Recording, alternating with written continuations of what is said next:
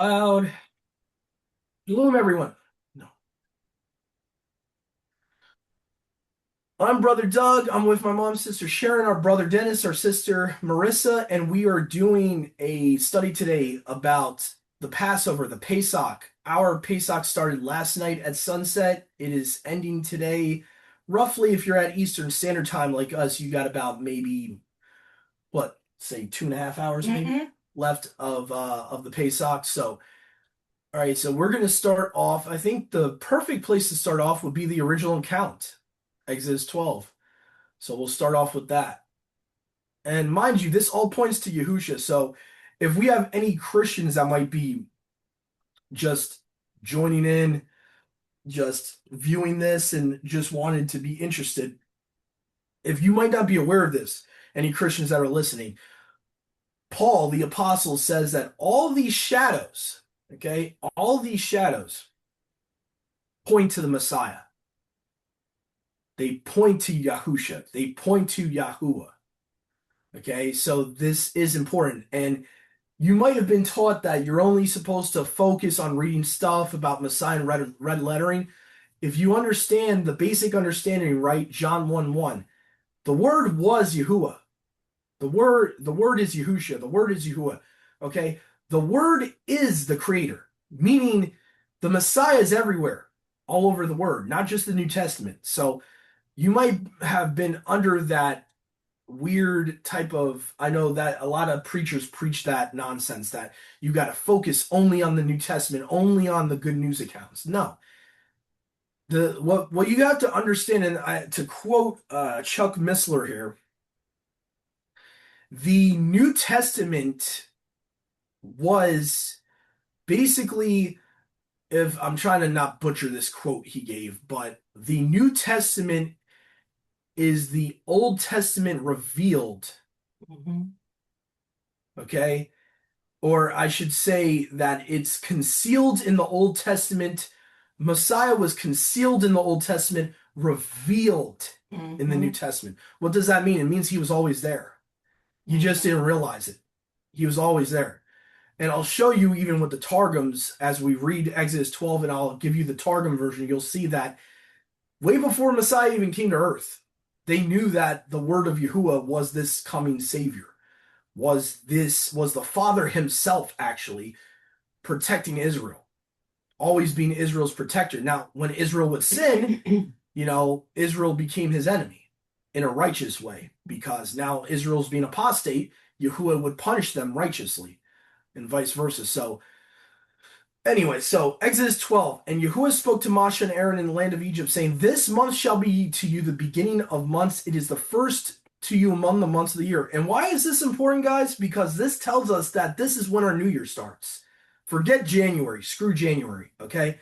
That didn't start until the Gregorian calendar, okay? And technically, if let's see here, maybe it started in the Julian, right? hmm Because yeah, so I forget if it's I forget if it's the Gregorian Pope or I the think it was Gregory. Yeah. Gregory. Okay.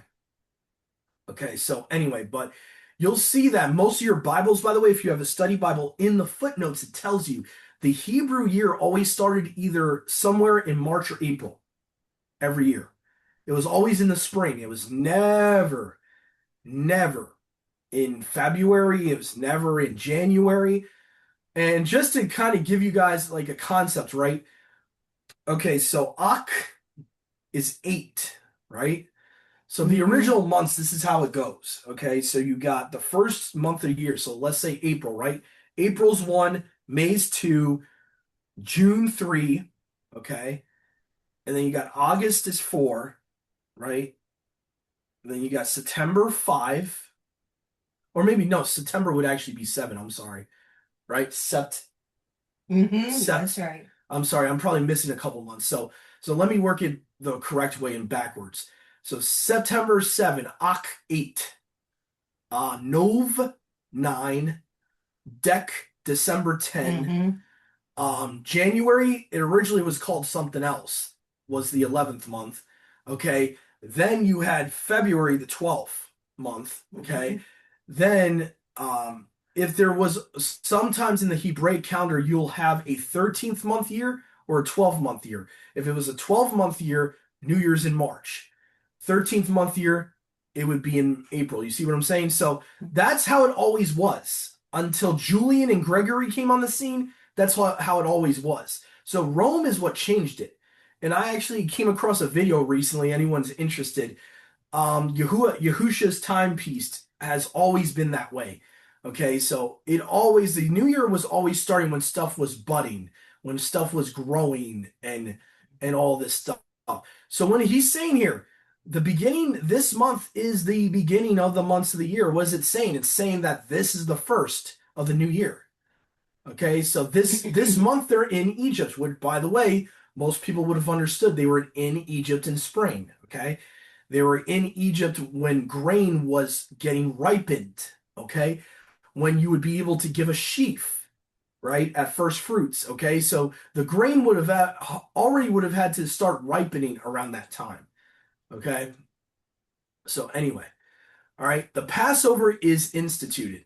Speak to all the congregation and children of Yahshua, saying, on the 10th of this month, let them take each a lamb according to the house of their family, every man a lamb for his household. And if they be few in a household, so that there are not enough for the lamb, he shall take with himself his neighbor that lives near him, as to the number of souls, everyone according to which allows him to make a reckoning for the lamb.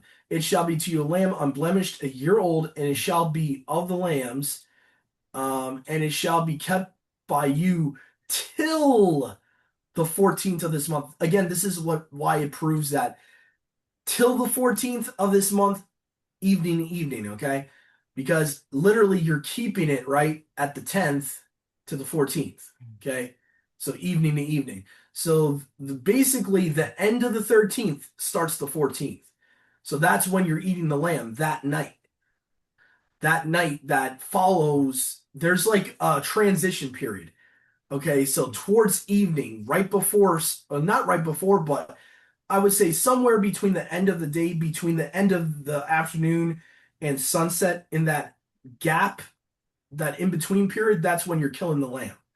Okay, maybe a couple hours before sunset. Okay, because it says here, all the multitude of the congregation and children of Yahshua shall kill it toward evening. Not at sunset, toward it. And they shall take of the blood, and they shall put it on the two doorposts and the lintel in the houses, and whatsoever you shall eat them, and they shall eat it, flesh in the night, roasted with fire, and they shall eat unleavened bread with bitter herbs. You shall not eat it raw, nor salt in water, okay? But only, keyword only, and this is how we know, guys, we're going to read Deuteronomy 16 later. This is an important part of the verse here. Only roasted with fire.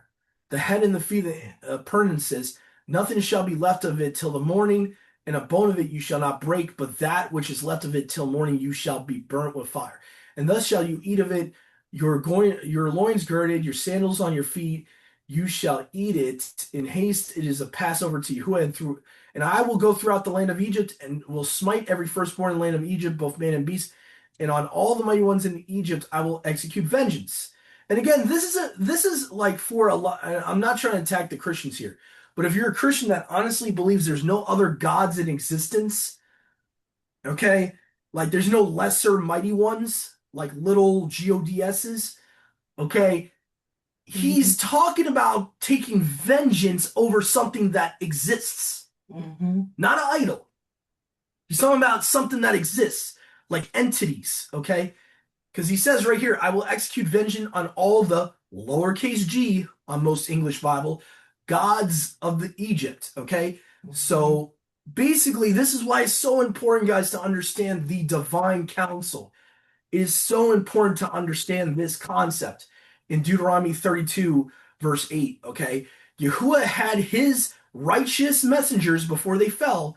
He put them over the Gentiles. He had 70 messengers over the Gentiles. 70 countries, 70 messengers, okay? Malachim, angels, whatever you prefer to call them, okay? Righteous Malachim, okay? Because they fell later on, okay? But by this point, mind you, remember, the Tower of Babel was, what, thousands of years before this? So there's plenty of time for them to fall by this point, okay? They probably became fallen angels, okay? And that's who he's talking about. He's saying, I am going to execute vengeance on these so-called gods of the nations. Specifically here, so-called gods of Egypt, okay? Horus originally probably was a fallen Malachim. Set was originally a fallen Malachim. All of them are real beings. So it's important to understand that this whole teaching from the church that you guys have heard that your pastor has regurgitated from cemetery school and all this nonsense of they don't exist. No, they exist, trust me. That's why Yahuwah is putting vengeance on them. They Mm-hmm. exist. So, so yeah. Oh, I'll definitely, sis, I'll definitely calling you. Thank you very much. So basically, I just wanted to stop there at verse 12 just to kind of give you guys some context with that. We can't really focus on that point today because we got so much other scriptures to go through, but I recommend you guys read Deuteronomy 32:8, preferably in an LXX Septuagint. Read what other places, Brother Dennis, would be good. Psalms 82, maybe. Okay, you will die like men. Okay, all you are gods. You're sons of the Most High.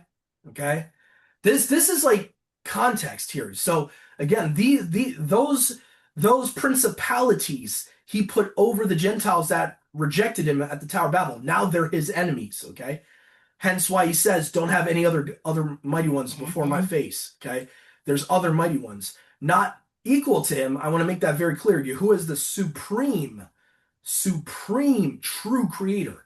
So I'm not saying they're equal to him or that they're actual creators, but they are lesser deities that the nations actually worship. That's why in Psalms, right, it says all the gods of the nations are demons. Mm-hmm. Okay. So again, that's the context of that. So, and again, that shows you that the mighty ones themselves are not idols. Okay.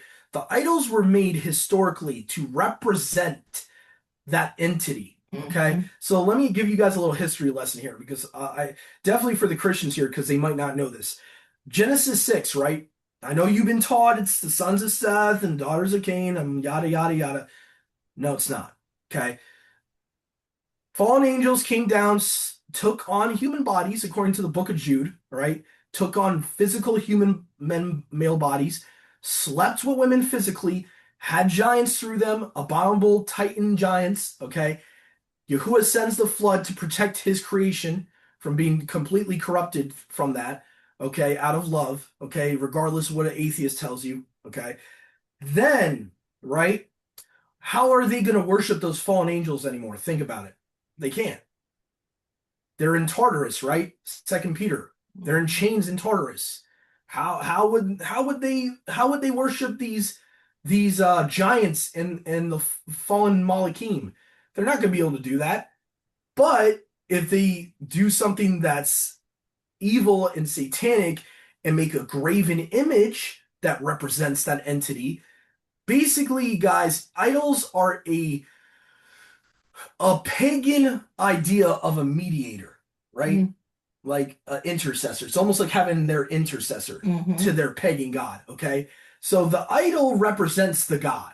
The idol is the one that they communicate to these pagan gods with. That's the idea, okay?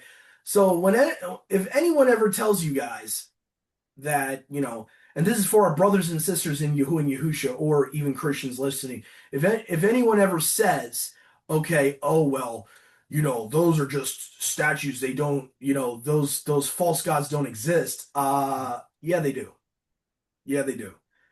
Yahuwah would not be taking vengeance on something that doesn't exist. Mm-hmm. Okay. Right. Okay, because that's what he's doing here. So this day shall be to you a memorial, and you shall keep it a feast to Yahuwah throughout all your generations. And you shall keep it a feast for a perpetual ordinance. 7 days you shall eat unleavened bread. From the first day you shall eat utterly removed. Now, this is important for all of us here, right? It says, from the first day you shall remove the leaven. A lot of people get confused about this. This is talking about the first day of unleavened bread, not the night of Passover. You're not removing leaven on Passover. I've made mistakes about this in the past and gotten all worried. It says from the first day of unleavened bread, you shall remove the leaven from your houses. So that for us, Sunset tonight, we got to make sure all 11 is out. Mm-hmm. Mm-hmm. Okay. So that's how it goes. Not saying that you can't remove it before then, but this is the deadline. This is the deadline, and this is when you're commanded to get everything out. So basically, you need to make sure between, the first and second day of unleavened bread that you got all leaven out. So, no, whoever shall eat leaven, that soul shall be utterly destroyed from Yasharal from the first day until the seventh day. Now, I want to make it clear too, we're not only supposed to worry about physical leaven, right? Yahusha said, "Beware the leaven of the Pharisees." Mm-hmm. Pharisees have leaven, doctrine. Okay, this is the part of year, guys, where we need to be auditing our belief system, auditing our theology.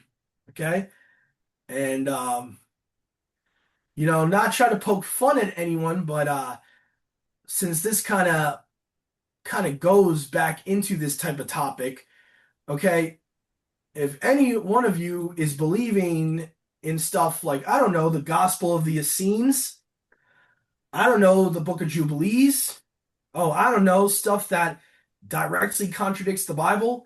And I'm not trying to be mean here. I'm just saying this is a time to humble yourself before Yahuwah and remove stuff like that. And I'm not trying to say that, my stuff don't stink, okay? I'm not saying that. I don't want you guys taking it wrong. What I'm saying is these are just examples I'm giving you guys out of love that are obvious examples of false doctrine that we should not be holding on to. We should not be preaching or believing in religious veganism. We should not believe that Yahusha's only a man. Okay, we should not be, rejecting the virgin birth. We should not be rejecting Yahusha being the fullness of Yahuwah in human form. These are core doctrines. So again, and so I would say this is a time of year where we need to get spiritual leaven out, sin and doctrine.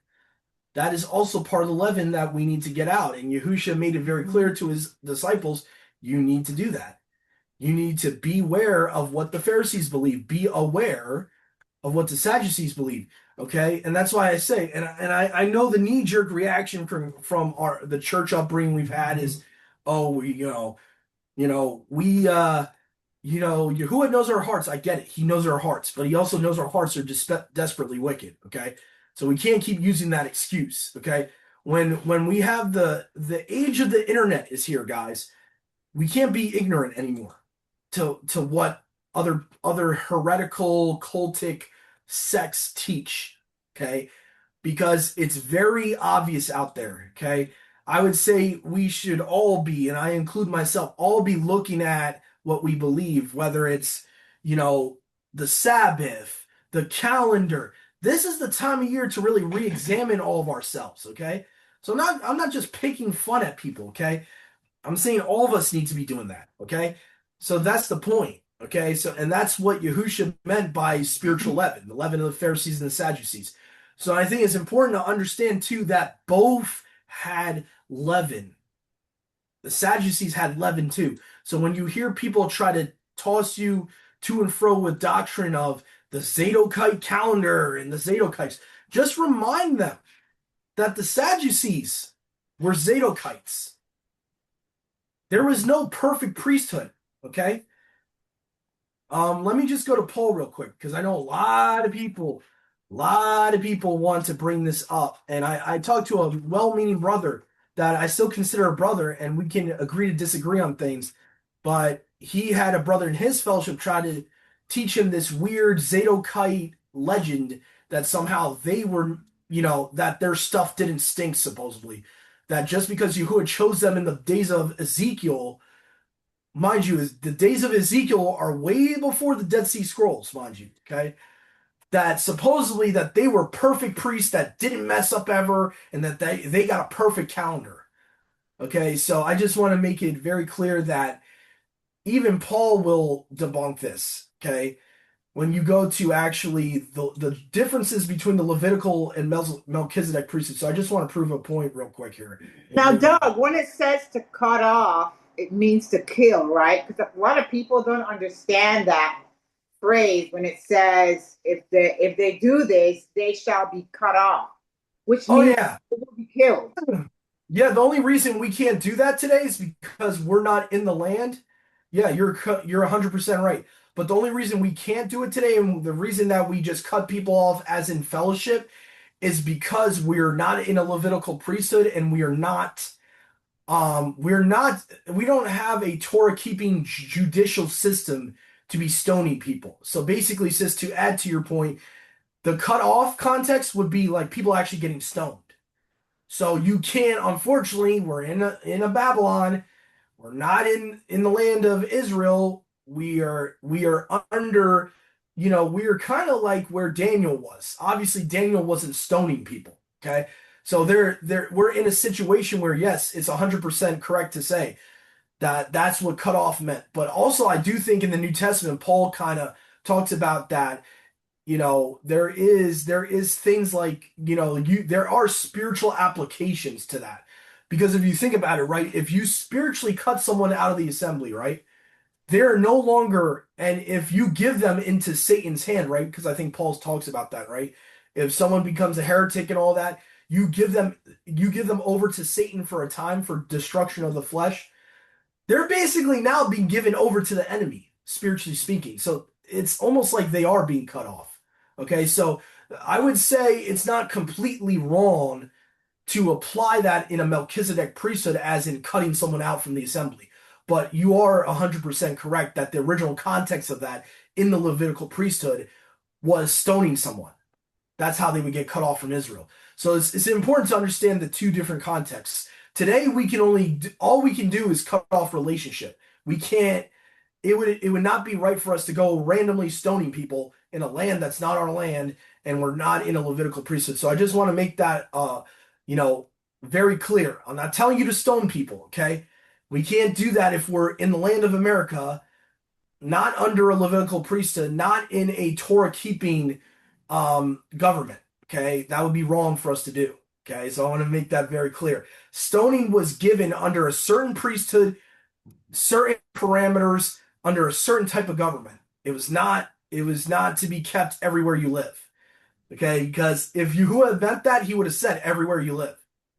He would have not. He made it very clear when he was giving those commands in Deuteronomy and all that. He even says, "When you enter the land I'm about to give you, do these things." So he even says it. Go ahead. But brother, you know that in most Muslim countries, they still stone people to death. Yeah, well, sis, they're a weird religion. The Islamics, they want to pick and choose what they want to follow. I would not use that. I know you're not trying to. I would not use them as a good example. They're they are under a different spirit, number one, and number two, they're doing stuff their own way. They don't care about the Torah. They say the Torah is corrupted, yet they're copying and pasting from the Torah. So, they're a whole nother ball of wax there. I would not use them as a good example. But yeah, I see what you're saying with that. Yeah. Yeah, the Muslims are actually a good example for us to see how we should not be doing that. Okay?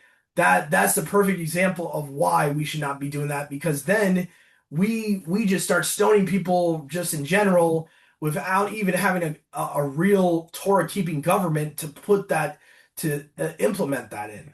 And a lot of atheists will try to say, "Oh, we'll see how evil your creator wants you to stone children." First of all, they're not stoning little babies, okay? They're stoning grown children, okay? The only time you see that in scripture in the Torah, that son of theirs was being a drunkard. In Hebrew culture, you were not drinking at 16 years old, okay? So when it says our son is a drunkard and reviler, what are we supposed to do? And Moses says you stone him. It's not talking about stoning a 5-year-old. So, these atheists will bring up any type of ridiculous nonsense because they don't know context. Okay. So don't let them get you into that type of argument. Anyway, so all right, where did I leave off at? The vengeance on the mighty ones of Egypt. I think I'm at verse 14. Actually 15, I think it was at. Yeah. Verse 16. Okay, the seventh day shall be a set apart gathering. Okay, so the first day and the seventh day, right? Verse 16 here will be a set apart gathering. And And basically, like I said to my mom earlier today, anything that is to be done is lawful to be done work-wise, meaning you can't do employment work, you can't do servile work, but you can cook, you can clean if need be when you're making what you need to make that day on the first and the seventh day of the feast. Okay. You shall keep this command, for on this day I will bring out your force. And a lot of people that want to eat the lamb on the 15th, I want you to pay attention to this. This proves you're not supposed to eat the lamb on the 15th, okay? Verse 17, and you shall keep this commandment, for on this day, meaning the 15th, I will bring your force out of the land of Egypt. They were already out of Egypt on the 15th. They were not eating the lamb on the 15th. So when it talks about the night to be muchly observed, that's the 14th. A lot of people get mistaught in this movement. Why? Because unfortunately, there's a lot of Jewishness in the Hebrew roots movement. There's a lot of Masoretic and rabbinical interpretations and eisegetical interpretations. And you can't, first of all, and we'll go into the New Testament later and prove to you that you can't use the New Testament to get the idea that the Passover is the 15th. I'm sorry, but you can't interpret the Old Testament with New Testament lenses. You got to interpret the New Testament from the Old Testament. So that's number one, what you got to keep in mind. Okay, so this day that you go out, they ate the lamb the previous evening. Okay, so that means they're going out of Egypt, leaving Egypt on the 15th. Okay, beginning the 14th day of the first month, you shall eat unleavened bread from evening till the 21st day of the month, till evening.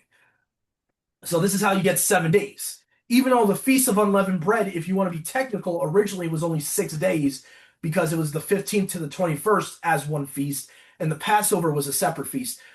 Even though they're two separate feasts, he's commanding you here for the whole 7 days to eat unleavened bread. So I don't want you getting confused here. Traditionally, we'll see later in the New Testament accounts, the traditional view by the rabbis was that the whole week was going to be called Passover now. So basically, Yahuwah never considered it one feast. Right. He considered the Passover night as one feast, and the 15th to the 21st as a second feast. Right. What happened, Mom, was the rabbis were like, screw that. We're going to call it all Passover. Yeah. Again, adding to the word, changing Yahuwah's word. This is what you have to understand about rabbinical Judaism and Phariseeism, okay? They were very big on the oral traditions. They were very big on man-made traditions. So even when you look in the New Testament where it says the Passover of the Jews, understand that that's a separate Passover. That's the Passover the Pharisees were keeping.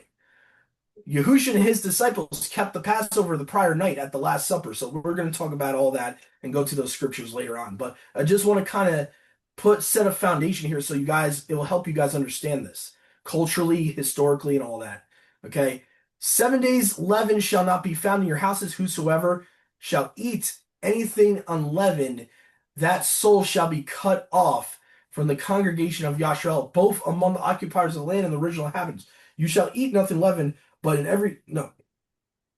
you shall eat unleavened bread. So nothing leavened must be ate. This is important here. And I just want to focus on this very quickly. Okay, guys. Baking soda of itself is not leaven. Okay? What's another thing? Water of itself is not leaven. So you couldn't remove water from your houses anyway in modern day technology. You got water in your irrigation system, so that would be ridiculous. But yeast packets of itself is not leaven. If you don't use them and they're in the packet and they're in your cupboard, that's not leaven.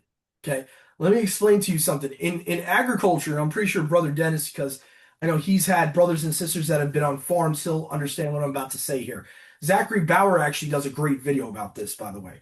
Okay, real biblical leaven, what they consider leaven and not eating anything leavened meant, okay, you had a sourdough starter, okay? They would actually have a sourdough starter all year round where this sourdough starter would help you make leavened bread. Okay, it actually was activated yeast. It was already activated.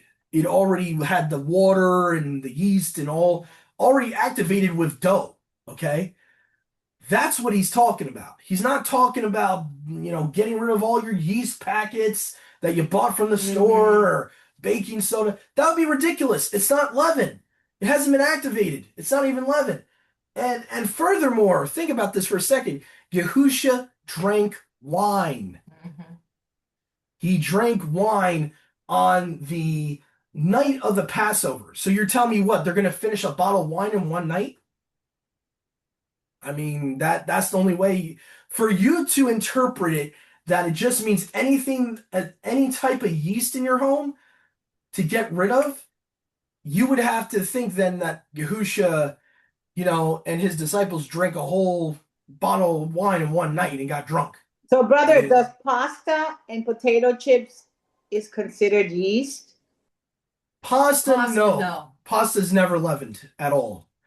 They're pasta, they don't use they don't, as far as I remember, they don't use any yeast to make pasta from what I remember. The only ingredients you could look on the box, it'll say durum wheat, I think is the main ingredient. Yeah, pasta's not a problem, but potato chips are. Potato chips, yes. And the That's only it. kind of crackers we looked into this, you can have Triscuits. Yeah. Triscuits are not leavened, So but for pasta to be leavened, sis, just to break it down for you here, you would have to look on the ingredients. It would have to say either leavening.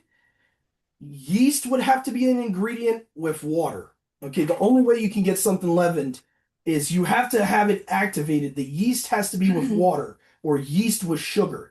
If there's not that in a grain, the grain's not leavened then. From what I understand, pasta can never be leavened because they'll never add leavening to pasta. They never do it. Like I'll read you right here, the Ronzoni. Durum wheat. Made with flour, though. Pasta's made with flour, right? No, no, no, no. Pasta is made with wheat, yes, but it's not. See, sourdough bread is made with leavening. So the difference between like what you're talking about with sourdough bread and pasta is not made with yeast. There is no yeast in it. There's no water in it. You actually add water when you're making the pasta. So there is no leavening agent. What I'm trying to say is there's no leavening agent in any type of pasta. So it's impossible for it to be leavened. So when you look at crackers, all that stuff actually has leavening added to it. The difference with the two is like cereal has leavening added. All of those things are wheat, but it's not just wheat of themselves. They'll have the water and the yeast added, or baking soda and yeast. Usually the way you leaven something, to explain this for everyone here, you got to add leavening agents to something. Wheat of itself is never leavened. Wheat of itself is flat. What makes it leavened in the oven is you put a yeast packet, you put water to it or sugar to it. That's what leavens it. You see what I'm saying? So that's never in pasta. Pasta, you're fine. Rice, you're fine. Pasta, right. Grain of itself, sis, is not leavened. So I just want to make people see this is why, and this is another reason I can't stand certain modern Bibles. They changed the word leaven to yeast, and I'm like, yeah. it's like you can't do that because now you're getting people into a rabbinical mindset. Yeah. When you translate the Greek and Hebrew word for leaven as yeast, it's giving a whole different mindset because, like I said, yeast of itself is not a leavening agent. It has to be mixed with something. It has to be activated for it to become leaven. So, for example, right, you could have baking soda in your cupboard all year. That's not leavening anything. That's of itself, it cannot leaven anything. For it to be leaven, you have to mix it with water. Whether it's baking soda, whether it's yeast, when it gets activated when it gets mixed with water. So that what I mean is culturally we have to understand this commandment. Yahuwah gave this commandment in a farming agricultural context, not in a 2026 context where now you have new inventions like, dry yeast you can use to make bread, and you still have to add water to it for it to be leaven. Yeast of itself is not leaven. A lot of people don't understand that. Yeast of itself is just yeast. It's not leaven. So there's a difference. When it's leavened is when you add water to it or you add it with something else that activates it. Okay? And you can look this up online, just double check on me. I don't want you to just blindly trust me. You can look it up for yourself on Google. It'll tell you the same thing. So this is just a loss we've lived in these cities for so long, sis, we've lost the understanding that a lot of the Torah is given in a agricultural farming context. So this is why a lot of the Mennonites and a lot of them, they keep certain aspects of the Torah because they're farmers. And you'll see some of these like Quakers and the Mennonites and all them, they have certain aspects of the Old Testament in their culture because a lot of the Old Testament is agricultural. It's not city life. It really isn't. Like a lot of it, the reason we have such a hard time understanding it is it's agricultural. Yeah. It's Yeah. so what I'm trying to say is if you're just throwing away baking soda, you're kind of putting a heavy burden on yourself. If you're just throwing away baking soda or yeast packets, that's not what he's talking about. So it's important to understand that, and you'll see throughout the Passover chapter here, he keeps saying, "Do not eat anything leavened." So again, eat, not drink. So again, my point is with the wine, because people will say, "Oh, there's yeast in wine." Yeah, but bread yeast and wine yeast are not the same thing. Number one. So even if you want to interpret it as yeast, there's a type of yeast he would be talking about. He's not talking about wine yeast. Because again, like I said, if the Last Supper is a Passover meal, you would have to then interpret it that they're finishing a bottle of wine in the night. Because by the following sunset, they gotta get all their leaven out. So again, it's important to understand that bread yeast is not the same as wine yeast. You can even look in the store just to prove my point. If you go to a grocery store, they're completely separate, two different things. So, like sis, the things I had to worry about getting rid of were fully leavened products that, like for example, breadcrumbs. Right? I use a lot of breadcrumbs. That's a fully leavened product that has just been ground up. So I had to get rid of like half a bottle of those. Things like that. Bisquick. Yeah. If you have a lot of processed food that would come from leavened bread, that is made from leavened bread, you're gonna have to get rid of that. Yeah, that's the don't worry about yeast extract. I know we've said this for many years in this fellowship. Yeast extract is like a glutamate. It is not really. And even from what I looked at, even if it was really extract from yeast, even the internet will tell you that if it's extracted from yeast, there's no leaven being extracted. They extract flavor and sodium from the yeast. So they're not extracting leaven. They're not extracting yeast. They're extracting like little aspects or flavor palettes from the yeast. To get yeast extract. It's like an alternative to MSG. They claim it's supposed to be a more, I guess what you would say, a more natural type of MSG. So that seems to be what that is. Okay, so if you have like seasonings that say yeast extract, don't worry about it. Because it's very similar to MSG. It's very similar. It's not yeast, it's not leaven. You don't have to worry about that. Trying to think of other things people have misconceptions on. I would say anything that is made from bread, anything that's a bread byproduct, get out. Croutons, get out of your house. Trying to think. What else? Yeah, I would say if you like have cake mixes, if you have any cake. Pizza, you're going to want to get out before the 15th of the month. Anything that is risen bread. Yeah. Bread that rises, okay? So anything that's risen bread. Oh, here's the tricky one. Mission tortillas, you can only have corn tortillas from them. Every other type of Mission tortillas, whether it's the Carb Smart, all of them are leavened. The yellow corn or white corn tortillas are the only ones that are not leavened. So for some reason they put leavening in all the other ones. Like whether it's baking soda with water or whatever, they add leavening to them. So even when you would think of it, I would say, if you have non-bread, get rid of the non-bread that's leavened too. Yeah. A lot of the flatbreads, believe it or not, use leavening. And I don't know why. It's weird.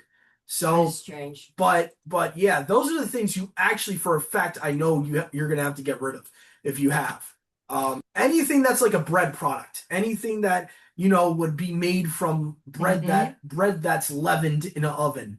So anything that's a byproduct of bread, even you're gonna have to Why get did you rid of. say cereal? You said cereal. Oh, what was that, sis? I'm sorry. You said if you have cereal in your home. Cereal. Yeah, cereal's leavened too.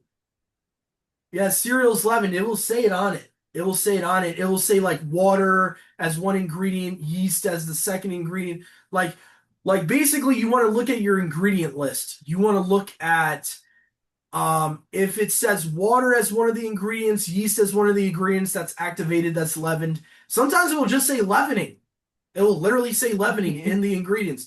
Yes, cereal, believe it or not, is leavened. It is. It will literally say it on it, no matter what cereal you have. It will say that. Because basically the way they make cereal, I would assume they're using some type of form of leavened wheat that's actually has been through a leavening process, and then they're just they're processing it somehow. I don't know, but I know that it says leavening on a lot of the cereals. A lot of them say it. So I don't even take a chance, you know, with stuff like that. We got rid of a lot of our stuff like that, like very early on in this month, because we had to worry about that. So, I'm trying to think. I don't think anything else you really have to worry about as long as it's, basically focus on the bread byproducts, like I said, croutons, cereal, crackers. A lot of the crackers out there will be leavened, unless Triscuits, right, is the only one. They say Triscuits are kosher approved. Well, and they're unleavened. Yeah, they're unleavened. More importantly, they're unleavened. I don't really care about what they consider kosher for Passover, because they make up their own rules. I swear, certain wines they think are not they're not kosher. So it's like, yeah, okay. I'm not really worried about what a rabbi says. I'm more worried about like if it's leavened or not. So, but yeah, Triscuits I looked up online are the only cracker I know of that is not leavened. They don't put any leavening agents into the product. So that's what always look at the ingredients. I would tell you, like, as you see Passover approaching, in the future, try to minimize the amount of leavened stuff you get the month before so it's not so crazy. Like, that's what I would recommend. Like for us, right? Regular bread. We stopped buying regular bread like what, a month ago? Yeah. So we don't even have to throw that out because we don't have it. So I already started buying us the corn, and I'll show you the Mission corn tortillas. Anyone that's Street interested, tacos, yeah. they're called street tacos. So I'll show you what this is. The only one that I'm aware of. Either get the yellow corn or the white corn tortilla. Yellow corn tortilla Mission. So it looks like this. You'll see in the store. And they're not that expensive. They're $2.48 a pack. They're really, from where we're living, they're not that expensive. We'll probably get like at least 2 or 3 packs of these for this month, just so we have something with our breakfasts and stuff, for the week of unleavened bread, because we're not going to be able to have regular bread. No. The only thing you can do is if you want to have regular unleavened bread, if you have flour already. By the way, don't throw out flour. Oh my goodness. Please, people, don't throw out flour. Do not throw out bread flour or all-purpose flour. Neither one of them have leavening in it, or even yeast. Yeast has to be. Let me explain this. Like when you're baking bread, right? I think a lot of us know this. You have to add a leavening agent to activate the bread to make it leavened. If you're not so basically, what I'm trying to say is, guys, if you have yeast packets in your cupboard, don't throw them out. If you got flour in your cupboard, don't throw them out. Neither one of them are leavened until they're combined with water. So this is what I'm trying to say. Like, we got to be careful not to add to the word. And I know it gets tricky when you're new to this. You're just trying to be careful, but we got to make sure we're not adding to the word, okay? Flour of itself, usually, unless it says self-rising flour, that you have to get rid of. Self-rising flour means they already added a leavening agent to it for you. And a lot of people get self-rising flour because it's easy. It's a convenience. But again, self-rising flour is the only flour you should be throwing out at all. So I want to make that clear. I don't want people start throwing out the flour and then you'd be like, oh, I can't make unleavened bread now because I throw out my flour. Don't go crazy with it. Don't. This is why I say be very careful, very careful. A lot of these messianic congregations, and I'm not trying to throw shade at them, but a lot of these messianic Jewish congregations, they love adding to the word. They get all these rabbinical Talmudic teachings, and this is the time of year that those that are really pulling from the Talmud, you're going to start seeing. It's going to start being more obvious what congregations are a little bit of rabbinical and Talmudic, because you will see with the feasts how they keep it. Okay, so again, and I'm not trying to throw shade, I'm just being honest. Okay, but this is the time of year that it gets a little crazy. So anyway, hopefully that helped. Moshe called all the elders of Israel. So we're at verse 21 here. Go away and take to yourselves a lamb according to your family. So basically, he's giving these commands right on the 10th of the month. So as he's giving these commands, it's not the 14th yet. You shall take a bunch of hyssop, dip it in some blood. By the door you shall touch the lintel, shall put it on the two doorposts and on the door. But none of you shall go out to the door, out of the door of his house until morning. Yahuwah shall pass by to smite the Egyptians, and shall see the blood on the lintel upon the doorpost, and Yahuwah shall pass over the door and shall not. And this is why a lot of people, you'll see some people out there trying to say Yahuwah is the destroyer, supposedly. No, he's not. Right here, right? In the last part of the verse. And shall not allow the destroyer to enter your house and to kill you. So the destroyer is separate from Yahuwah. It's a destroying messenger. And by tradition, it's interesting to note the Hebrews would have understood the destroyer as none other than the adversary. Just a little tidbit there. So basically, possibly in the original Passover story, it was a confrontation somewhat between Yahusha and the devil. That basically he was protecting our spirit. I don't like to say the word ancestors, but our spiritual forefathers, the original Israelites, from the devil. Okay, so, and keep this thing as an ordinance for yourself and for your children forever. And if you should enter into the land which Yahuwah shall give you, as he has spoken, keep this service, and it shall come to pass. If your sons say to you, what is this service, that you shall say to them, this Passover is a sacrifice to Yahuwah, as he defended the houses of the children of Yashar in Egypt when he struck the Egyptians, but delivered our houses. And the people bowed and worshipped, and the children of Yashar departed and did as Yahuwah commanded Moshe and Aaron, so did they. Now, this is talking about the firstborn slain. Now, notice how it says, and it came to pass at midnight. This is how we know the lamb was supposed to be eaten at midnight, okay? Or they should have been almost finished eating the lamb by the time it's midnight, okay? That Yahuwah struck all the firstborn in the land of Egypt, from the firstborn of Pharaoh that sat on the throne to the firstborn of the captive in the dungeon, and the firstborn of all the cattle. And Pharaoh rose up by night, and his servants and the Egyptians, and there was a great cry in the land of Egypt. There was not a house in which there was not one dead. And so now Pharaoh calls to Moshe and all them. We know this story. Okay, he says, take with you your sheep and your oxen, barak me also, pray for me. Basically he's in fear. He's like, he doesn't want this calamity to continue. And the Egyptians constrained the people so that they cast them out of the land in haste. And they said, we shall die if and the people took their dough before the meal was leavened. Again, part of the commandment. Before it was leavened.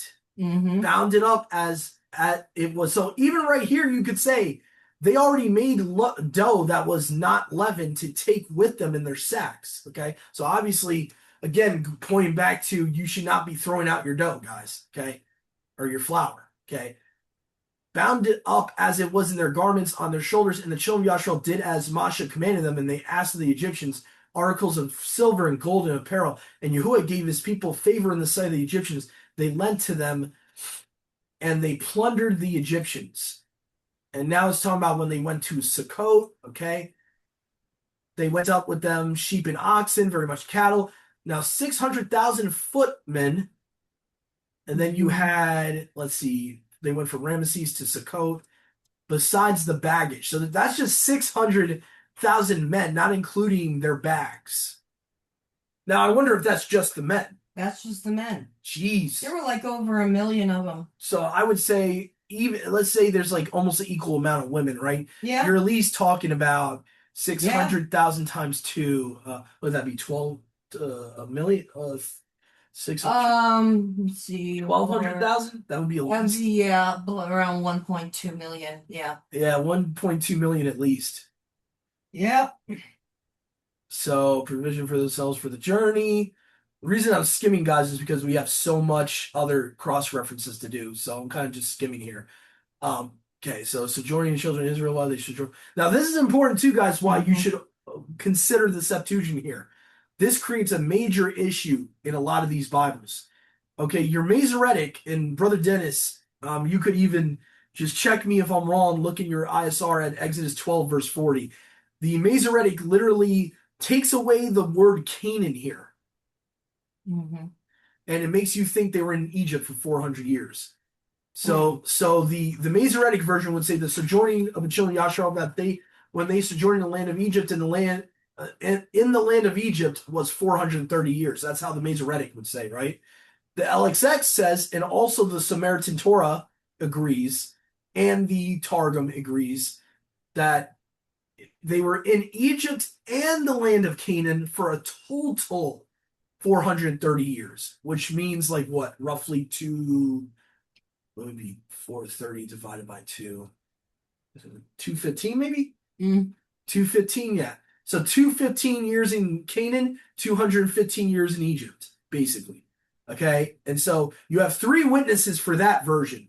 The LXX, Targums, and the Samaritan Torah all agree that they were, for a total of 430 years, it was split for 215 in Egypt, 215 in Canaan. So anyone that tells you that they were slaves, that the Hebrews were slaves for 430 years, that is a lie.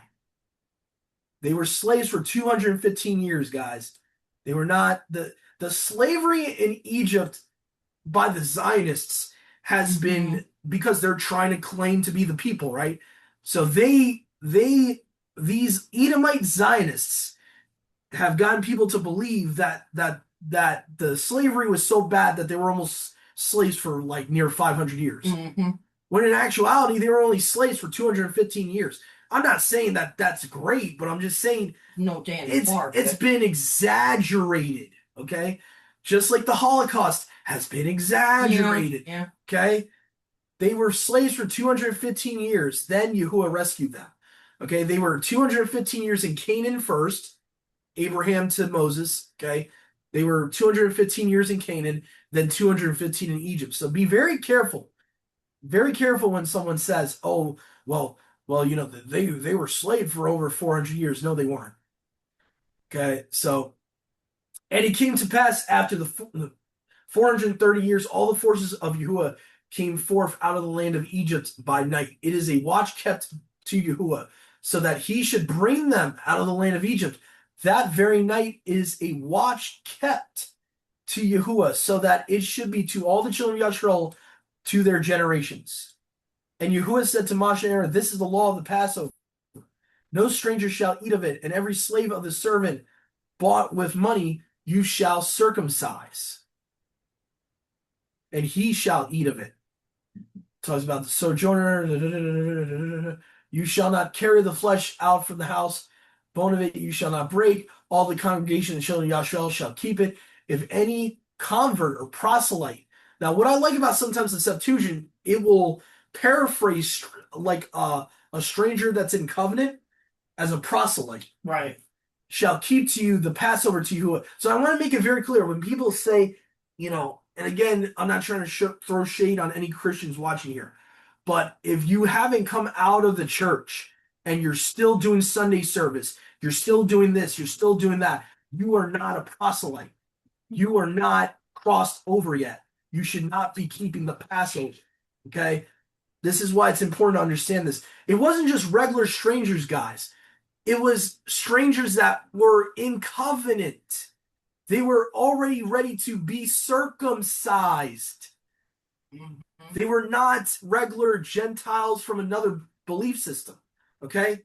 So I know this sounds harsh, but a Christian is still someone that is in a religion being deceived. I'm not saying it's their fault. Okay? I'm not saying it's all their fault, but they're deceived by the devil in a man-made religion. They are not in covenant fully with Yahuwah yet. No. They might be seeking Yahuwah. I'm not denying that. I'm not denying they have a genuine heart. They might be wanting to serve the Creator. But in reality, who they are worshiping in the church is Baal. Okay? So they are not able to keep the Passover. I understand why people do this. They do it as a witnessing opportunity. Yahuwah does not give this to you as a witnessing opportunity. No. I want to make this very clear, guys. Yahuwah never, ever, ever during the feast says, go to the Gentiles and invite them to the feast. Not once. Not once does he say that. So this whole idea of using it, I get where it comes from. It's from our heart, genuinely. We want to reach people. There's other times to do that. The feasts are meant to be the kingdom of Yahuwah's, okay? It is for the feasts, okay? It's meant to be for Yahuwah's people and only Yahuwah's people. It's not for the whole world. We got to understand, too, yes, the whole world's going to be judged, right? They're going to be judged under the law of Moses. But technically, Mom, right? Who was given the law of Moses? Yeah, children. Only the children of Israel, right? Meaning that only the children of Israel get to do these things. You can't be in another faith system serving another mighty one and then try to keep his Torah. It doesn't work that way. So this is why I say it's extremely important to understand this concept. And so just to explain to you guys the difference between a regular stranger, a passerby in those times, they would just pass by and stay the night in Israel, and then they would leave. They would never serve Yahuwah. They would continue to be a pagan. A proselyte is someone that is grafted in. Okay, so what this is talking about, it says, if any proselyte shall come to you to keep the feast, keep the Passover to Yahuwah, you shall circumcise every male of him. So why are they circumcising him? Because he's in covenant. Okay, that's the difference. He's in relationship with Yahusha. Like Christianity, we love to say, when we were in Christianity, we love to say it's a relationship. It's a relationship. I would agree. But relationships have rules. Relationships are covenants. They're not just, fun little relationship. No, this is serious. So, this is a heavenly, righteous, set apart relationship, covenant, righteous, heavenly covenant relationship that Gentiles are welcomed in. Those of the Gentiles whom Yahuwah elects are welcomed in. But not every passerby is going to want to be in covenant with Yahuwah. So you got to understand that you can't just like try to force it on a Christian and be going up to a Christian and be like, oh, hey, you want to, keep Passover with me. I know we mean well, but it's like the old saying that the chicken has to come before the egg. Faith in the right creator has to come before keeping the Torah. And really, there is no precept in the scriptures for you to take a Gentile friend of yours to the feasts. There is no precept in the script in Yahuwah's perfect. No, you're in Yahuwah's heavenly word to do that. So that's just my 2 cents there, okay? Because it makes it very clear that this is a certain type of stranger that's getting circumcised, and all of his house is getting circumcised. You would only get circumcised if you're in covenant with Yahuwah.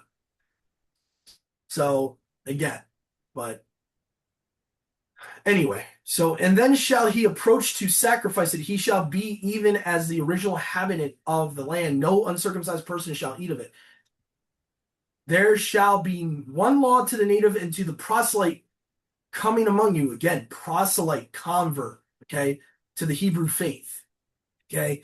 The children of Yahshua did as Yahuwah commanded Moshe, and Aaron did so they did. And it came to pass in that day that Yahuwah brought out the children of Yahshua from the land of Egypt with their forces. So again, that was Exodus 12. Now, Exodus 13 we're not going to do today, but just FYI for those that are new to Exodus 13, this is all about the leaving of Egypt. If you want to read that for yourself on your own time, This goes into how Yahuwah delivered them from Egypt, how he got his people out of Egypt, the original Israelites. Okay, so we read about this again. It points to Yahusha. Some of the Christians might be asking themselves right now, if you're still here watching us, why are we reading about this? Well, the blood on the doorpost, Yahusha. That's the foreshadowing of the crucifixion. Um, then you also have, right, the foreshadowing, of other things of that aspect. We even talked about how they understood that Yahusha was the one protecting them from the destroyer, right? So all these feasts are about him. They're all about him. So we got, one thing that Yahuwah did work on me, and I believe he is electing some Christians right now that may be listening. You might be one that Yahuwah Almighty, Yahushua Messiah is electing to come out of the church. One of the ways he does elect, he sees your hearts.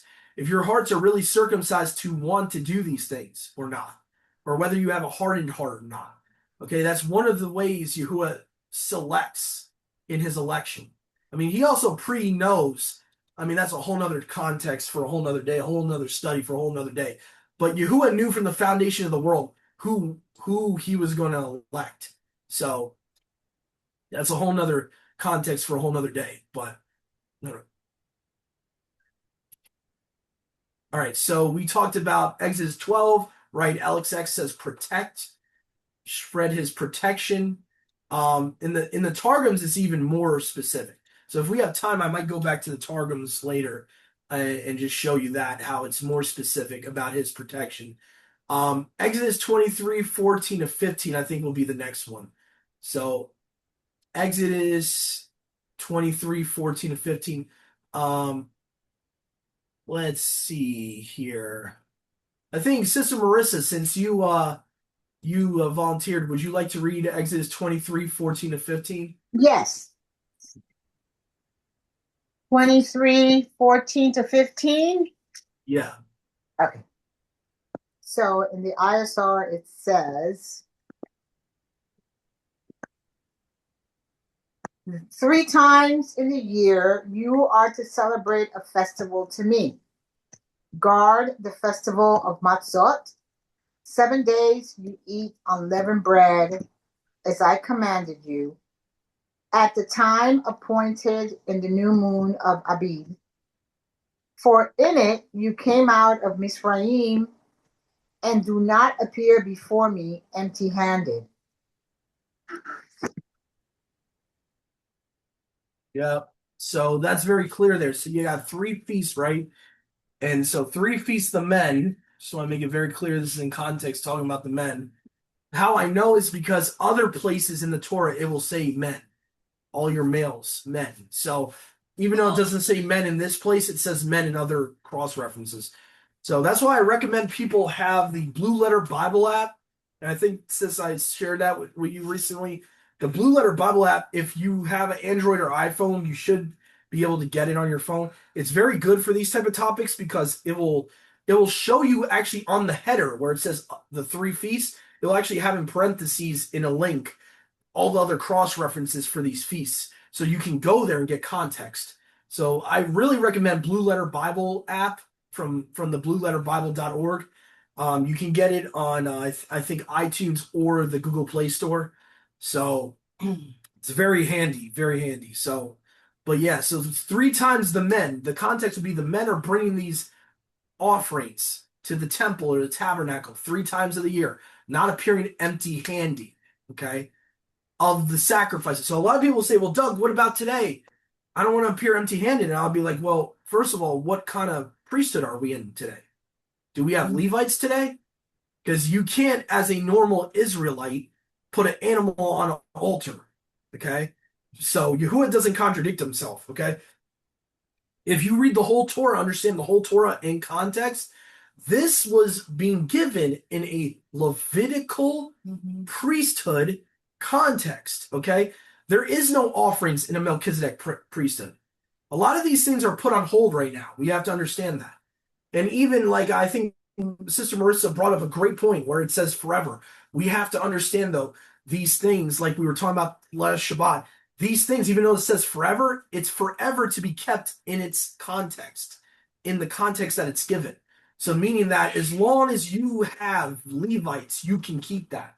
As long as you're in a Levitical priesthood where there's a temple, where there's a tabernacle to give these offerings, where his name dwells, you can do that. And you should be doing that forever. But the fact is, forever doesn't mean forever in any type of context or any type of situation. These are situational commands. These are situational commands where, again, Exodus 23, they're already traveling with Yahuwah in the wilderness, and he's telling them a lot of these feasts are going to be kept in a specific type of way like this once they get into the land. Once they get into the land and they have a temple, a lot of these commands were kept in that context. So yes, it's forever, but forever in the context of a Levitical priesthood, forever in the context of a what is it called? Of being in the land with a temple, right? So, and that's why I say the Levitical priesthood has to come back, because to Sister Marissa's point last week, forever. So obviously, you can't say Messiah did away with the Levitical priesthood if these things are to be kept forever. That means at some point the Levitical priesthood, when he returns, has to come back, you know? So that's the context. So I know a lot of people are getting confused though with stuff like that in this walk. It's like you have to rightly divide scripture. You have to rightly divide it in the proper context, in the proper situation that law was given. And if you're not in a situation where you can physically be able to do it, it's not sin to refrain from something you can't physically put your hands to do. Mm-hmm. In reality, there's no temple to bring animals. There's no temple to give grain. There's no temple to give a sheaf offering. We are not sinning from refraining from giving offerings because we can't do it anyway. Yahuwah's not going to hold you, sin against you when you can't do it. For example, Daniel was giving no offerings in Babylon at all when there was a Levitical priesthood, mind you. Okay, so we can't let the enemy start putting false guilt in our minds. The devil loves to do that. Oh, see, you're in sin. No, we're not. If there's no Levitical priesthood, how are we in sin? If there's no priest to be giving these offerings, how are we in sin? It's okay, guys. Like, and I don't mean this condescendingly, but it's okay, guys, for us to use our cognitive function, Yahuwah baruked us with. Use common sense. If it's sin to not be able to give offerings for eternity, then why does even Yahusha kind of hints away till heaven and earth pass away? So the Levitical priesthood in an eternal sense might not even be eternal. That part of the law might not even be eternal because he says till heaven and earth pass away in Matthew 5. He gives an ending point to the law in general. So again, even though like our English Bibles say forever and stuff like that, we have to understand that like forever has to be in that type of context. Forever is that law is to be kept in that proper context. So let's say, right, the new heaven, new earth, there's no more Levitical priesthood, right? Because there's no more sin. Then there's no more need for sacrifices. There's no more need. And Yahushua himself says, till heaven and earth pass away.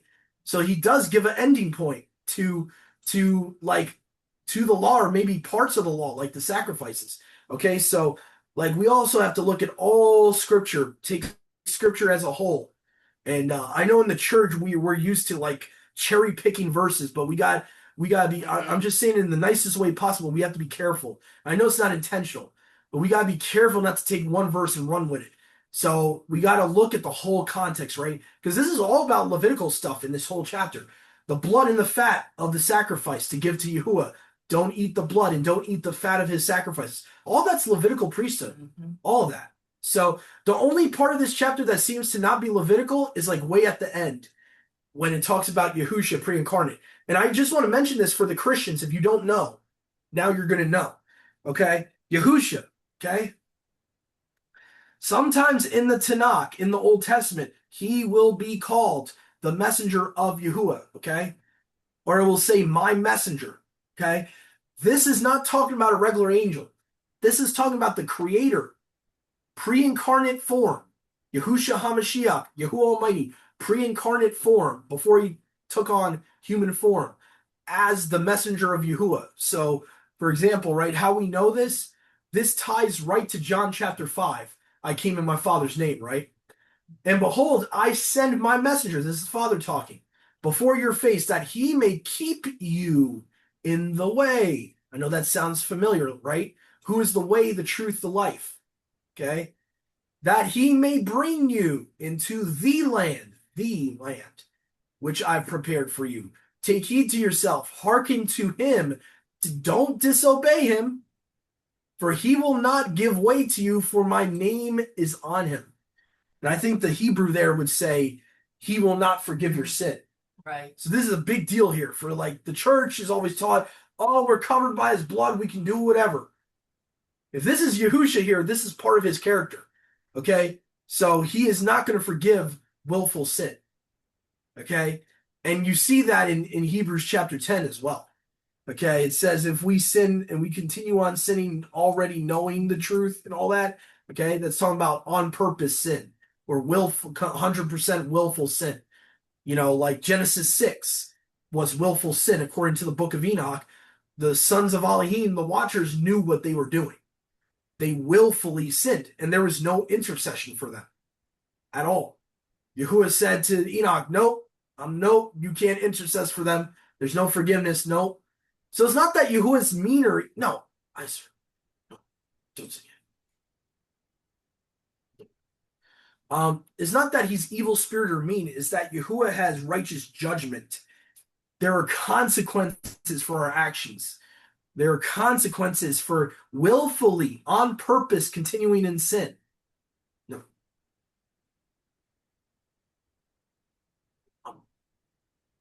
No.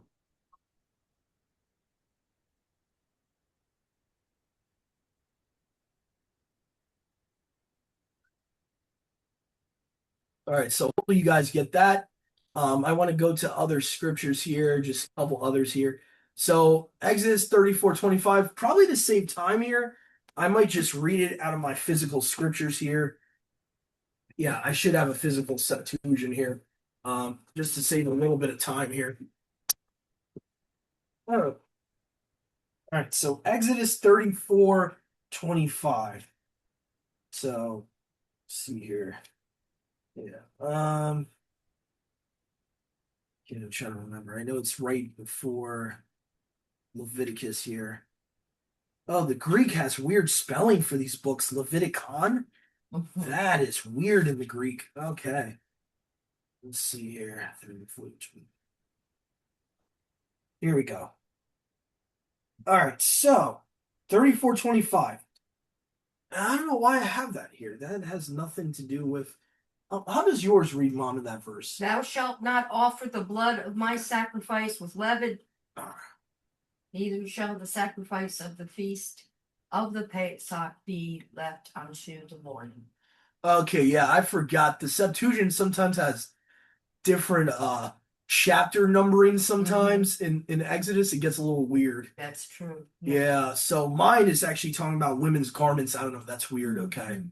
That's yeah, that has to have. I'm gonna have to use the ISR, the restored name King James, from now on in this study.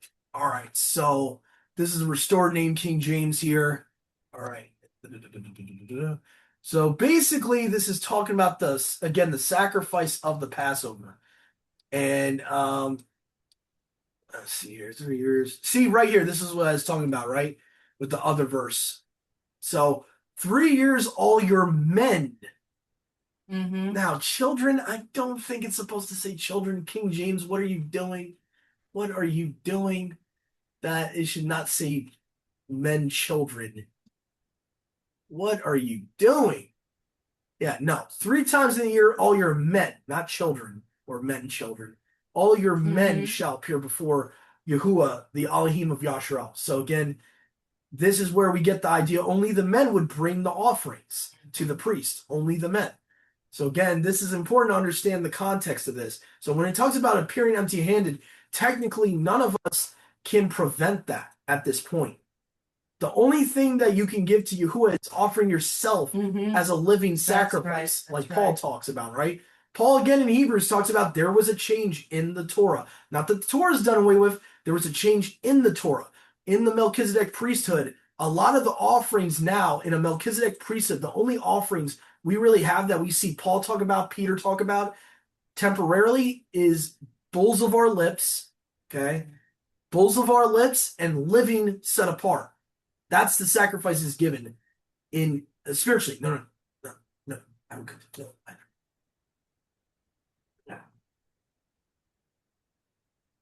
no.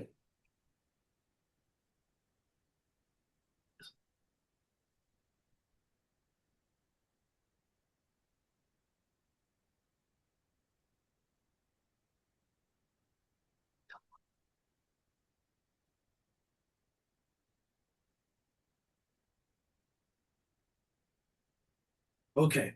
All right. So Numbers 9:2, 4, 5, 6, and 10 to 14. I knew we were going to get to this part. So, all right.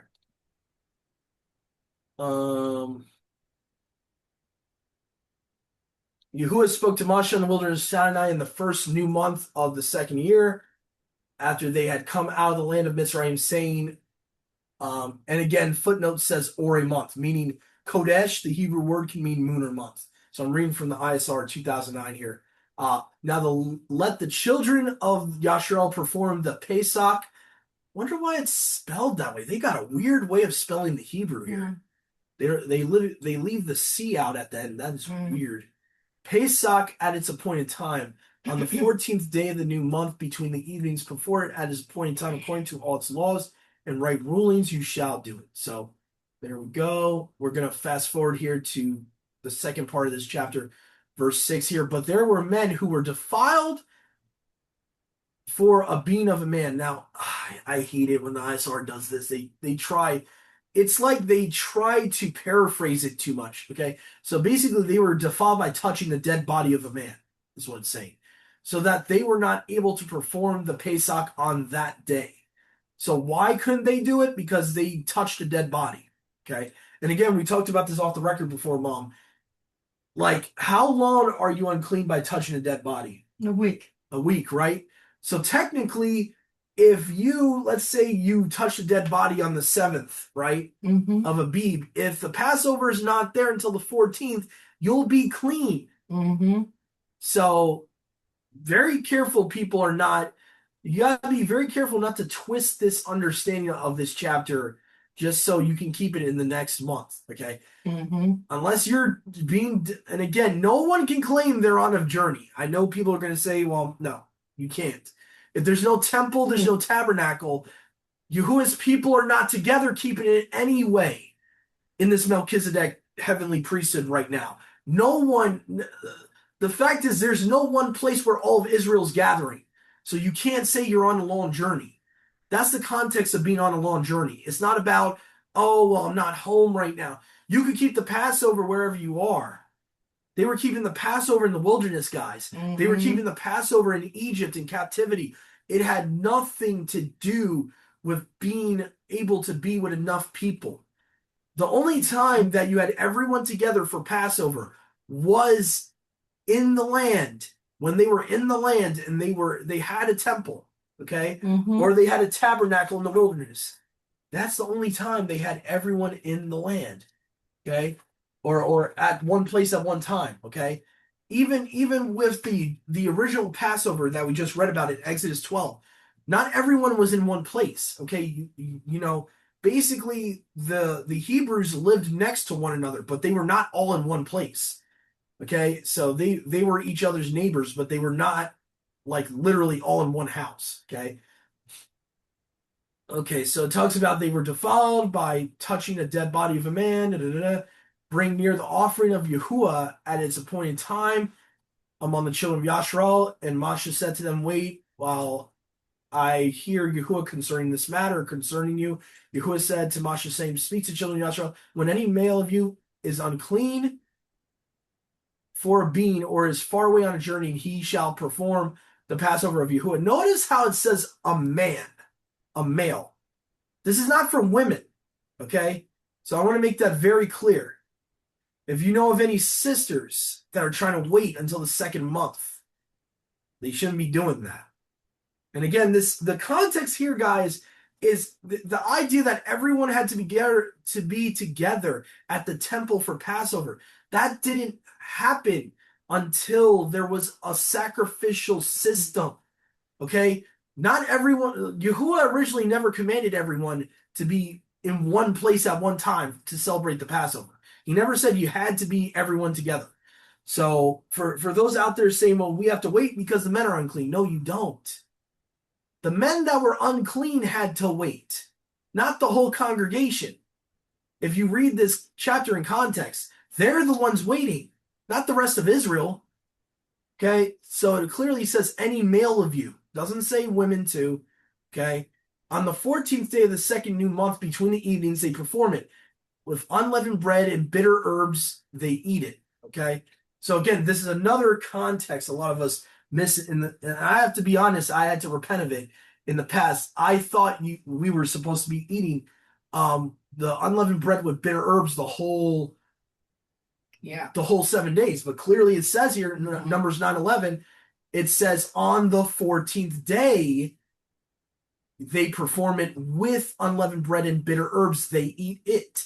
The bitter herbs is only supposed to be with unleavened bread for the meal of the Passover. Okay. Because it literally says that. They do not eat of it until morning. They do not break a bone of it according to the law of the Passover. They perform it. But the man who is clean and not on a journey and has failed to perform the Passover, that same being shall be cut off from among his people because he did not bring the offering of Yahuwah at his appointed time. And the man bears his sin. Again, this is why we need a savior, okay? This points to Yahusha. Before Yahusha came and was crucified for us, he gave himself on a righteous, he sacrificed himself for us righteously to bear our sins. We did not have that in the first covenant. So a lot of these, it kind of drives me crazy when I see a lot of these so-called brothers and sisters out there claiming that it's not a new covenant, it's a renewed covenant. You don't want it as a renewed covenant. And I'll tell you why. In the first covenant, there was no taking away of sins. This is what Paul talks about. He talks about the problem with the first covenant was the people. The people were with fault. And the people were not perfect. The priests were not perfect. So those that want to say, oh, Yahusha is the minister of just a renewed covenant, no, you don't want that. Yeah. There technically was no eternal salvation yet. This is what we need to understand. The difference between the Levitical priesthood and Melchizedek priesthood, the Levitical priesthood was always going to be temporary. Yeah. It was always pointing to the substance. It was always pointing to Yahusha because only he could take away your sins. Yeah. And I just want to drill that home here. So don't call it a renewed covenant. Don't do that because you're taking away the difference then of the two covenants. Okay, one covenant was pointing to blotting out our sins. The first covenant in priesthood could never blot away your sins. It could only cover it. Yahuwah blots away our sins with his sacrifice. So I hope you guys are understanding what I'm saying here. That's the difference. That's why it is a brand new covenant. It's not the same. The first covenant was pointing to what Yahuwah had prepared in the new covenant. You see what I'm saying? The first covenant was never going to be eternal. The first covenant with David and everyone, that was never going to be eternal. That was meant for a purpose. And Paul goes through all that in Hebrews. He goes through all that. He talks about how basically the blood of bulls and rams could never take away sin. No. So when people say it's a renewed covenant, no, you're wrong. It's not. It's not. The new covenant is a new covenant. It's different. So don't let people say that to you. I'm telling you, this whole Messianic Jewish part of this Hebraic roots movement has corrupted people's minds on things. It's not the same. It's not the same covenant, okay? It's the same laws being transferred into a new covenant. It's not the same covenant at all. If it's the same covenant, you still have to wait for the promise of the Savior, okay? The first covenant didn't have the Savior yet, okay? The first covenant didn't have Mhm. a sacrifice for sins by Yahusha yet. So let's be careful too and understand that. Okay? Yahusha literally said, "This is the blood of the new Yes. covenant." Mhm. Not the first covenant. Okay? So this is where you got to understand. And like I see it a lot in this Hebraic roots movement, but they're afraid to say something that sounds similar to Christianity. Yeah. And they assume everything from the church is wrong. And that's the problem. So now they create these weird false doctrines like the new covenant is just a renewed first covenant. No, it's not. Mm-mm. No, it's not. You can easily see there's a lot of things in the new covenant that wasn't there in the first covenant. Okay. Number one, sacrifices of sin are done. There is no more sacrifices for sin. Okay, the first covenant, you constantly had to offer up a goat once a year for the sins of Israel. We don't do that anymore. That's a sacrifice for sin. We don't do that anymore. Mhm. So you can't say it's just a renewed covenant. That's wrong to say that. It's wrong to say that. So, Because an animal doesn't have righteous blood like he does. well, I mean, I think it's more or less, Mom, that one man took. Mhm. Also, it's more about one man took, Mhm. had to take out sin out of the world, like Paul says. Right, right. So you can't remove a curse No. from a different type of being. Like the animals were never meant to take away sin. Right. It was always pointing to Yahushua. The whole point, that's why Paul talks about it. He says the blood of bulls, the blood of rams, Yeah, none of that could take away sin. that's right. And so the problem is like I said, we get into this movement and we want so badly to prove to Christians that it's not done away with. We start preaching half truths and calling it the renewed covenant. No, it's not a renewed. No. Okay, it's not. It's a new covenant. Yeah. It's new with better promises, Mhm. better priesthood, okay, because it's the eternal heavenly priesthood, okay, by a perfect priest, not a priest who's a mortal man that is fallible, okay? And Paul even breaks that down. I think it's in Hebrews 8, Hebrews 9, if anyone wants to look at that for themselves, where he breaks it down. He says, okay, the problem was not with Yahuwah who gave the covenant. The problem was with the people of the covenant, okay? They were constantly sinning, constantly breaking the covenant. And that's why the new covenant is a better covenant. Mhm. It's not equal. The first covenant is not equal to the new covenant. So like when people say that, I understand why they're doing it because they're trying to witness to the Christians and they're trying to get the Christians to come into this walk, but you got to let Yahuwah do that, guys. Yeah. You can't be forcing stuff and wording stuff so as to make the Christian convinced. Okay? The fact of the matter is, yes, the Torah's not done away with, but that doesn't make it the same covenant as the first covenant. Mhm. Okay? So Yeah, that's right. it's very clear there's many differences in the new covenant. One of the biggest differences for right now in this new covenant, like I talked about, there is no physical sacrifices whatsoever right now. Until the millennial happens and the Levitical priesthood is brought back for the millennium, there is no physical sacrifices that can be given. There is no sheaf offering that can be given. All of that, by the way, was pointing to Messiah. So we can say in a spiritual aspect, Yahusha fulfills the sheaf offering Yeah. of the first fruits, right? His resurrection is the spiritual sheaf offering. Okay? So that's how we are to look at these feasts also. How do they point to him?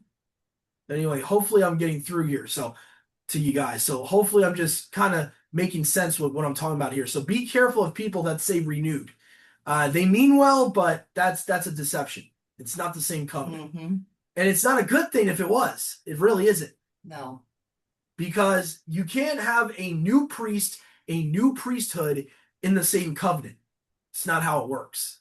It's not how it works. So again, you have to understand that. So it's very important to understand that it is a new covenant. It's not a renewed.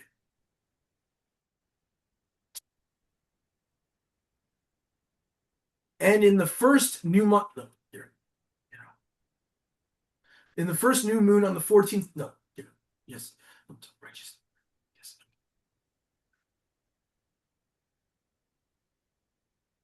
It is. In the first new month, on the 14th day, is the Passover of Yahuwah. And on the 15th day of this new moon or new month is a festival. For 7 days, unleavened bread is eaten. So the reason I wanted to bring up verse 15 and 16 of Numbers 28 here, just focus on these two verses, it clearly separates the feasts, right? It says the 14th is the Passover. The 15th is a festival of its own. So it's important to understand that. So for 7 days, unleavened bread is eaten. On the first day is a set apart gathering. You shall do no servile work, and you shall bring near an offering made by fire as an ascended offering to Yahuwah. So this part of it in Numbers 28 talks about all the sacrifices, which again, we can't do right now. We can't offer the bull, the ram, and all that, the hin of oil. That is Levitical priesthood, okay? So again, again, it's important not to get deceived by the enemy. The enemy is going to try to make you think that you're sinning because you physically can't do these offerings right now. The devil's going to mess with your mind. Listen, all this stuff is Levitical priesthood context, okay? Now this is really a separate topic for another day, but the day of first fruits. By the way, first fruits is technically never called a feast day, okay? It's just called the day of first fruits, okay? So first fruits, we keep it as the 16th of Abib. So basically, it's not a Sabbath, it's not a feast, it's the day that you start your count to Pentecost, okay? So for us, it's the 16th of Abib. It is the second day of unleavened bread, okay? So that's when we start our 50-day count to Pentecost. Many have misinterpreted this as that it's the first Sunday following Passover. And there's this whole age-old debate about it. The Sadducees, they thought it was the 22nd of Abib because they interpreted in Leviticus 23. I'm just going to show you guys really quick. They interpreted Leviticus 23:11, I think it is, as meaning the weekly Sabbath. So they interpreted first fruits as the day after the weekly Sabbath. Hence why, a lot of Messianic congregations, they keep it like this coming Sunday, okay? You'll see a lot of them keeping it like, what's today, right? So today we're on the Sabbath, right? Mm-hmm. So tomorrow, or not even tomorrow, no. Yeah, I that's weird. So if we had our Passover tonight, right? And then, yeah, so this Sunday into Monday, some of them will be keeping their first fruits. Okay. Actually, no. No. Our Passover started yesterday and ends tonight. Right. Yeah, no. I'm just trying to figure out the people that want to wait until the 22nd of Abib when that would be. So that is weird. They would actually be keeping. They would have to wait an extra 5-6 days. Yeah, that's weird. That's weird. The whole Sadducee view is very weird, and it's based on this verse right here. So Leviticus 23:11, and this is the verse in question. If you look at the Septuagint, it gives you the context. It's supposed to be a Abib 16 as first fruits, not a Abib 22. Okay. So it says here, and he shall lift up the sheaf offering before Yahuwah to be accepted for you on the morrow, meaning the next day, the day after the first day, the priest shall lift it up. What does that mean? It means the day after the first high day of unleavened bread. So basically, the Septuagint lets you know, by the way, it's supposed to be the 16th of Abib when they lift up the sheaf. Okay? Very clear. Now, the Masoretic, they word it as the Sabbath. So this is where the ambiguous thing comes into play with interpretation. So the Masoretic text, like in the ISR, will just say the day after the Sabbath or the morrow after the Sabbath. So then you have to interpret which Sabbath is it talking about. There's two Sabbaths technically, or you could even technically say 3 Sabbaths, right? Mm-hmm. In the week of unleavened bread. Mm-hmm. Because you got the first day of unleavened bread, right. The 21st is a Sabbath, and then you got that weekly Sabbath. Mm-hmm. So it's like 3 Sabbaths. within that 7 days. So this is the problem when the Masoretic text just says Sabbath. It's like, oh, which Sabbath? So the Sadducees would interpret the Hebrew text to mean, oh, okay, so it's the day after the 21st. So that's why you see every year it's like the first Sunday after the week of unleavened bread, they do it, which is not what the Septuagint would say. Septuagint is making very clear that it's the 16th, not the 22nd. So again, so don't be surprised when you see other fellowships like be 6 or 7 days later for the Pentecost count. By the way, this would affect your Pentecost count. Okay, so people might be saying, "Oh, what's this a big deal? It's like half a week or a week off." Yeah, that means you're not counting your 50 days until the following Sunday after Passover. Okay, which would mean that you're 6 or 7 days later than someone like us when we do our count. Okay, because we're basically counting Sunday night into Monday night. Sunday night into Monday night is the 16th. We'll be counting that day as day one of our count. Okay, so people that have said to me, "Oh, it's not a big deal," it kind of is, because now you're going to be a week off from other brothers and sisters. Now you're going to be a week later with Shavuot. Okay, and basically because think about it, if we're counting 50 days from the 16th, right, of Abib, we're counting 50 days later from Monday. Okay, that means that our 50 days is going to be 6, 7 days before other people that do the traditional Sunday following Passover, right? So like the people that follow the Judaism and all that, they will be literally starting their count on that Sunday following this feast. So I guess it'd be what, next Sunday? That would be the 22nd. So again, you're gonna literally be counting your 50 days is gonna be 7 days later than our 50 days. So it does kind of make a difference. And it kind of is a problem. So, and the reason I switched from, I used to do the 22nd back when I was in the first Sunday following the week of unleavened bread. I used to do that one in error because we all just trusted Judaism. But then when you look at the Septuagint, you look at other versions, it makes it more specific what day it is, which Sabbath that this day is after. So basically, the morrow is not the problem. The phrase on the morrow is not the problem. The problem is that it says between the two texts, one will say the day after the Sabbath or the day after the first day. Obviously, the day after the first day is talking about the day after the first day of unleavened bread. So what does tomorrow mean exactly? That's where I get confused. Tomorrow.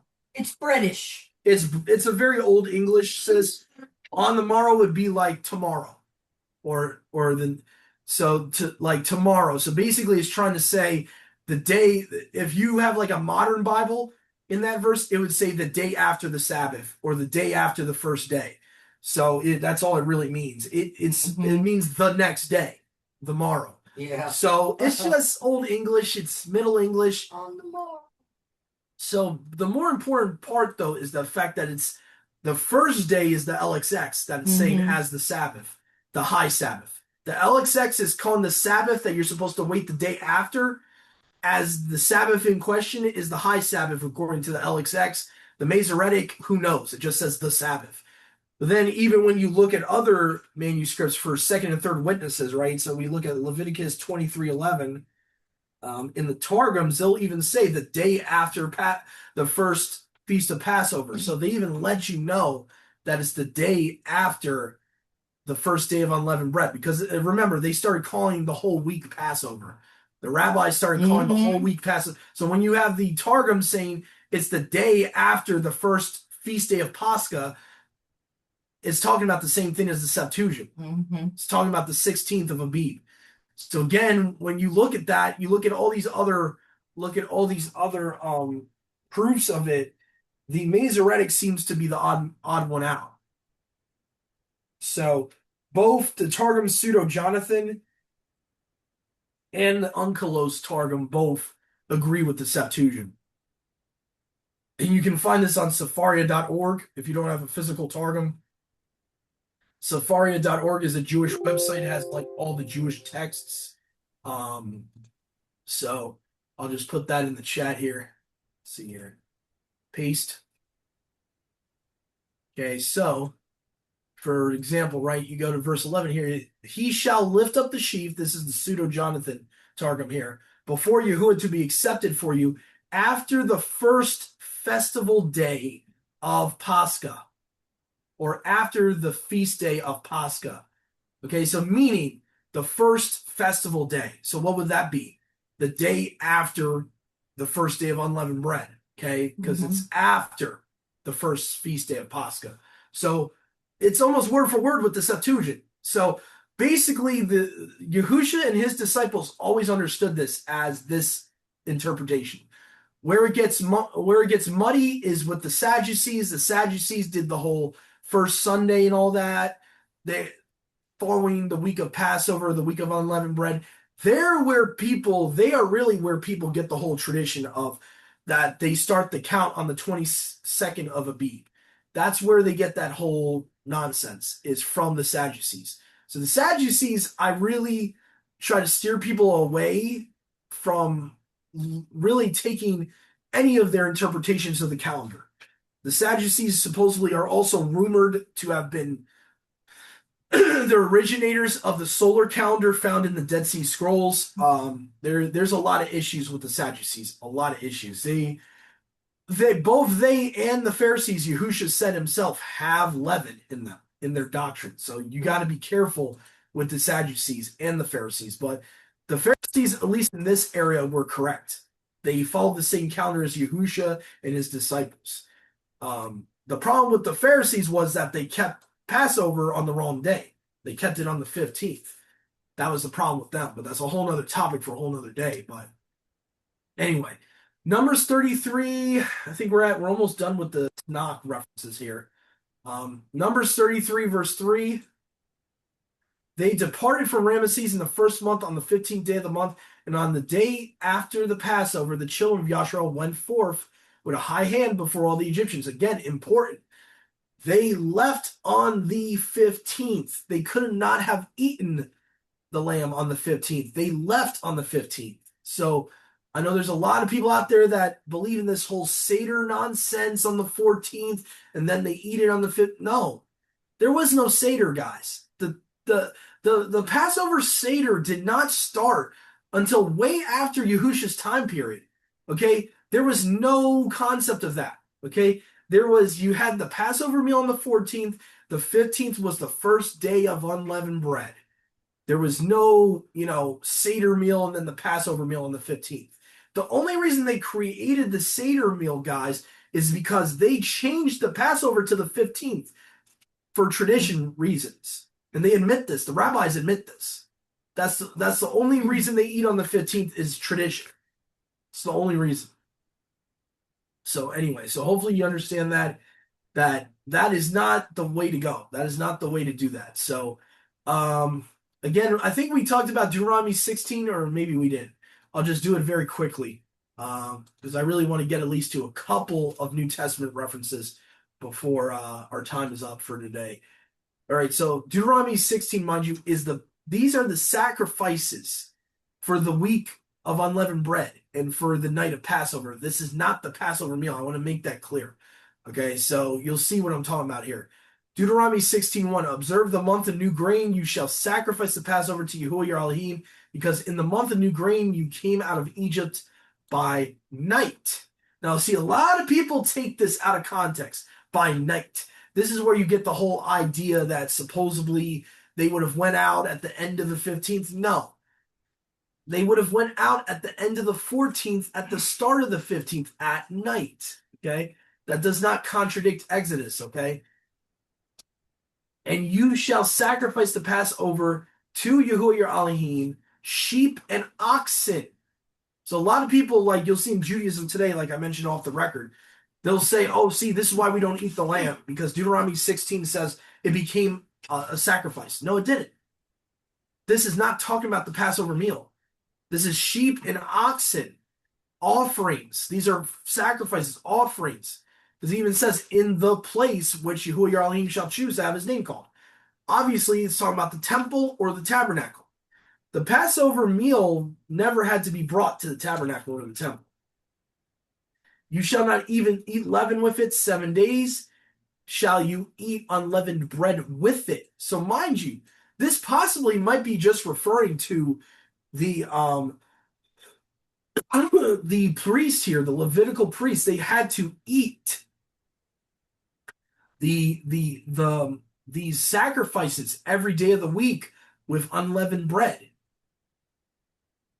of affliction, because you came forth out of Egypt. In haste that you remember the day of your coming forth out of Egypt.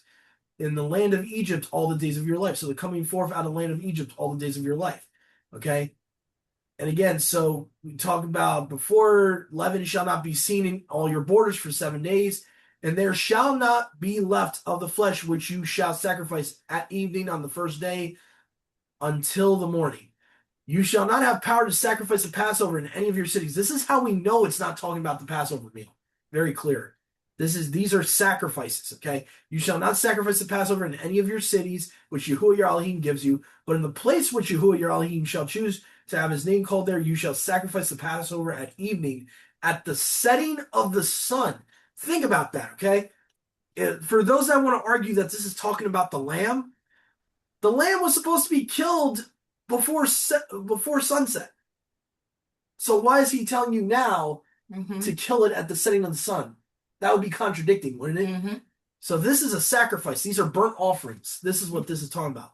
At the time when you came out of Egypt, you shall, and here, this should be a dead giveaway. This is not the same thing as Exodus 12.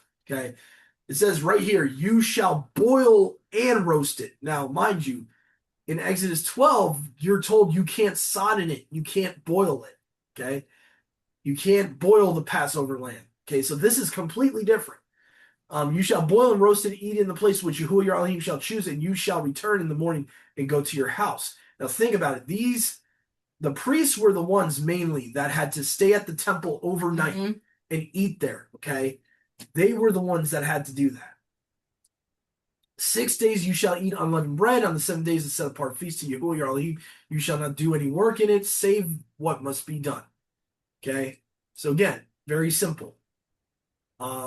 Let's see here. Where are we at now? So hopefully you guys are understanding here. Deuteronomy 16 is not about the Passover meal. For most of the chapter, it is not about the Passover meal. It is about the offerings they would have to give on the night of Passover at the temple. The Levites had to give offerings. And they had to give offerings all 7 days of the feast of unleavened bread. So that's what that's actually talking about. Joshua 5:10-11, I believe this is their second Passover, and they did this in the wilderness, I believe. So Joshua chapter 5, verse 10-11. Whoops. And the children of Yashua kept the Passover on the 14th day of the month at evening, to the westward on Jericho on the opposite side of the Jordan in the plain, and they ate of the grain of the earth, unleavened and new. Very important to understand. So basically, the grain was already ripened for them to eat when they were in Jericho. Okay, so it would have had to be spring at that point. Okay. All right. Mom, would you like to read 2 Kings 23, chapter 23, 21-22, and verse 23? So do 21-23 in chapter 23. So 2 Kings chapter 23, verses 21-23. Okay.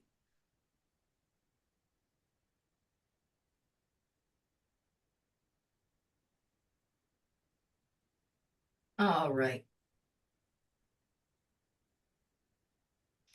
And he struck down a huge Egyptian. Although the Egyptian had a spear in his hand, Benaiah went against him with a club. He snatched the spear from the Egyptian's hand and killed him with his own spear. Such were the exploits of Benaiah, son of Jehoiada. He too was as famous as the 3 mighty warriors. He was held in greater honor than any of the 30, but he was not included among the three. And David put him in charge of his bodyguard. Is that 223? Yeah, that's it. That's it. 21 to 23. That was it. Yeah.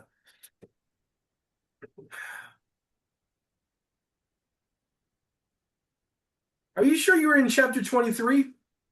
Let me double check. Because it should read as the king commanded all the people, Yeah, saying, that was 23. really? Because mine says, and the king commanded all the people, saying, keep the Passover to Yahuwah your Elohim, as it is written in the book of this covenant for Passover. So this is supposed to be the Josiah Passover. This had not been kept from the days of the judges who judged Yashrael, even all the days of the kings of Yashrael and of the kings of Yehuda. But in the 18th year of King Josiah, the Passover kept to Yahuwah in Jerusalem. Let me just see. Maybe my eyes are. Am I in the wrong book or something? Yeah.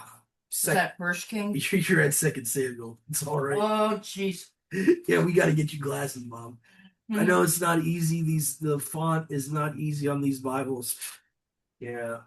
Yeah, so page 332. Okay. Now, you could just save it for later. I'll put the little bookmark there. Let's see. It's all right. I know it's difficult. Even from my eyes, this font is not that great. Oh, yeah. Can she read it again? Yeah, I'll sure. read it. Yes, just Sure. Okay. Go ahead. So verse 21 to 23. from chapter 23. Yeah. 23, chapter 23, verses 21 to 23. Okay.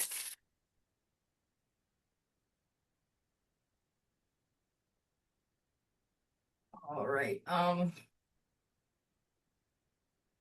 The king gave this order to all the people: celebrate the Pesach to Yahuwah, your Elohim, as it is written in this book of the covenant. Neither in the days of the judges who led Yashrael, nor in the days of the kings of Yashrael and the kings of Yehuda had any such Pesach been observed. But in the 18th year of King Josiah, this Pesach was celebrated to Yahuwah in Jerusalem. Yep. So this is a really important one because this is the first one they had post 70 years in Babylon. So this Josiah one was like really important. So this is when, and I think this is the one in Second Chronicles, and I think I have the Second Chronicles reference even here as well. This is where they have the Levites weren't clean in time, and Yahuwah gave them mercy. He showed them favor, even though in Numbers 9 they weren't supposed to keep it. Yahuwah knew they were 70 years in Babylon, and he's like, all right, I'll he threw them a bone, basically. So Second Chronicles 31 to 2, verse 5, verse 15, 17 to 18. So those are the ones. So let me try to make this easier. Let's do verses 1 to 5 first. That'll make it easier. Yeah, so Second Chronicles 31 to 5. Second Chronicles, by the way, if you imagine it was Second Kings, it pretty much is just reiterating what Kings is saying a lot of the time. Whoever wrote Second Chronicles is just kind of Yeah, it's a retelling. It's a rechronicle of Second Kings. So Hezekiah sent to all Yashrael and Yehuda, wrote letters to Ephraim and Manasseh. Okay, no, this is a different one. So this is the Hezekiah Passover. Okay. They should come into the house of Yehuda to Jerusalem and keep the Passover. Oh, I remember this. This is where some of the northern house didn't want to do it. I remember this.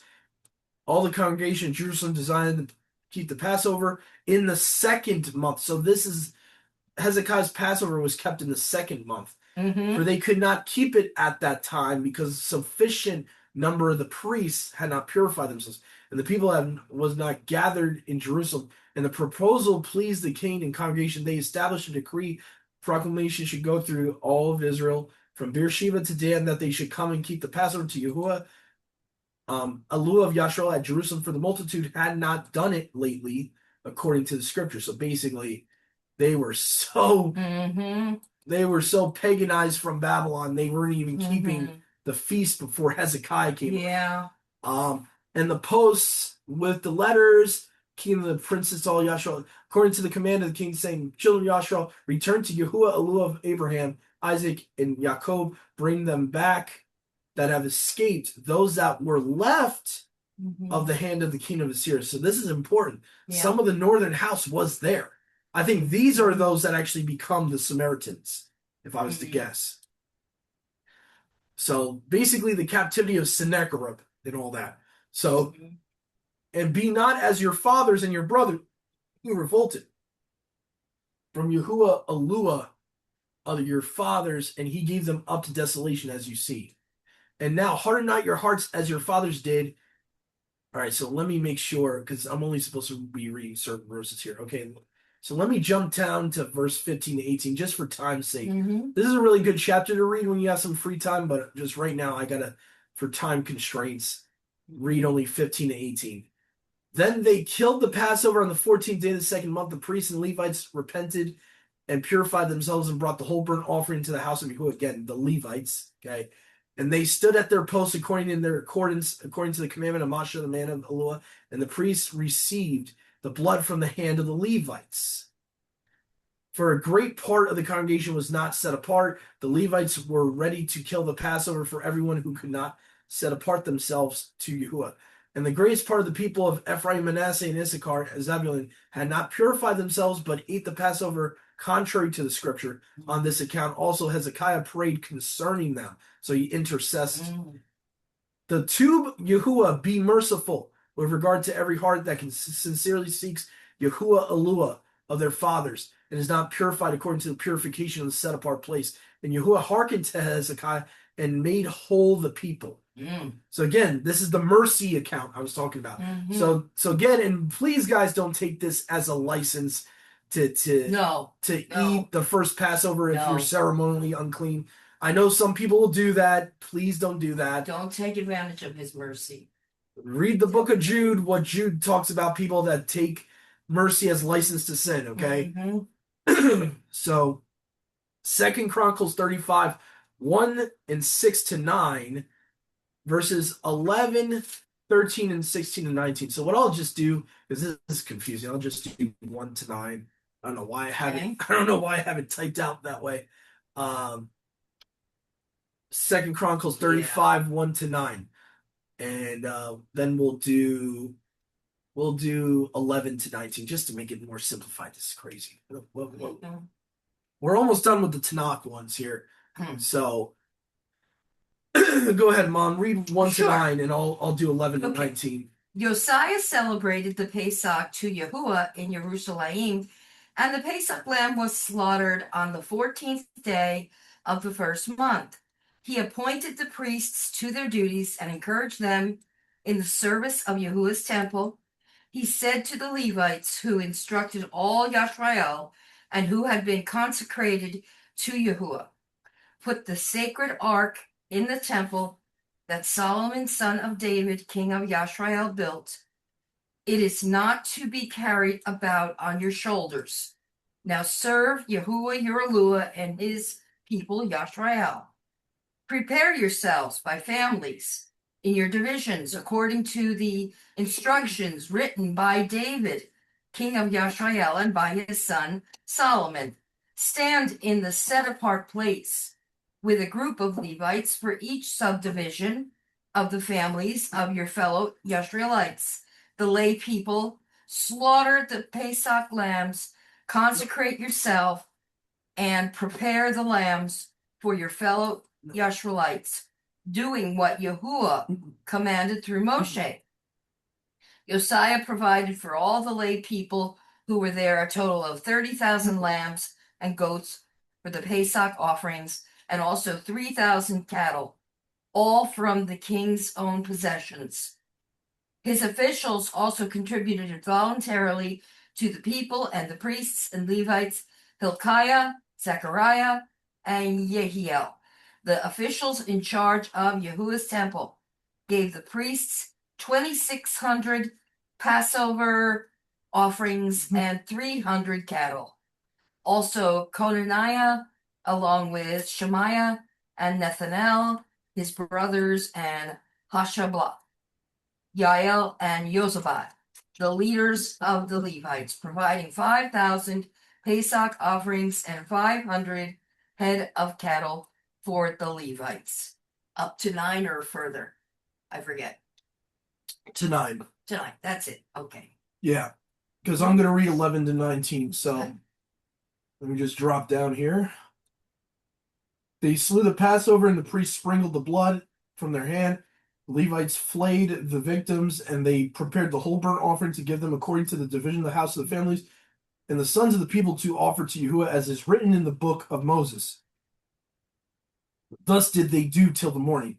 And they roasted the Passover with fire, according to the ordinance, and they boiled the set apart pieces in copper vessel, cauldron. So you see how we read just earlier in Deuteronomy 16. This is the context of that. So obviously you see it's the sacrifices, not the Passover meal, because it talks about boiled parts of the animal. And after they had prepared for themselves and for the priests in the whole offering, the whole burnt offerings and the fat until night, then the Levites prepared for themselves and for their brothers, the sons of Aaron, and the sons of Asaph, the psalm singers, were at the post, according to the commands of David, and Asaph, and Haman, and Eduthan, the prophets of the king, also the chiefs and the porters of the several gates, to them that sit from the service and the set apart things, and the brothers from the Levites prepared for them. So all the service of Yahuwah was duly ordered and prepared in the day for keeping the Passover offering, the whole burnt. No. On the altar of Yahuwah. No.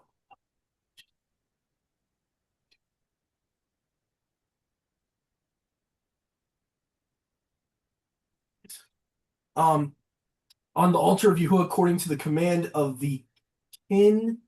I think Breton did a little boo-boo here. I should say king, not kin. King Josiah. So yeah, a little typo there. Yeah, sometimes you'll see that with the digital versions. They get typos. Right. Yeah. So this is all though about the Josiah. Now it's going into the Josiah Passover.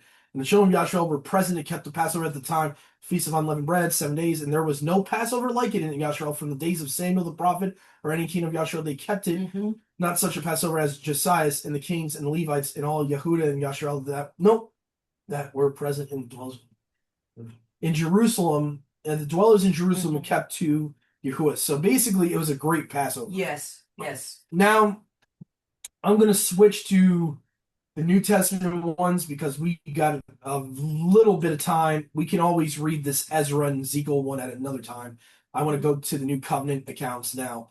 So now we're going to actually get into where it's talking about the crucifixion and all that. I'm going to actually start with Matthew 26, 1 to 5. At least get a couple of these before we have to hop off. We could probably continue this tomorrow, honestly. Yeah, that would be good. And it came to pass when Yahusha had finished all these sayings, he said to his disciples, "You know that after 2 days is the feast of the Passover, and the Son of Man is portrayed to be crucified." No, I find it interesting. He's calling it the feast of the Passover, like of the night of Passover. That's interesting. Then assembled together the chief priests and the scribes and the elders of the people into the palace of the high priest, who was called Caiaphas, and consulted that they might take Yahusha by subtlety and kill him. They said, "Not on the feast day." So this is how wicked these guys are. They know it's the real Passover. "Not on the feast day, lest there be an uproar among the people." So they know that Yahusha and his disciples kept it the night before. They know that it was the right Passover.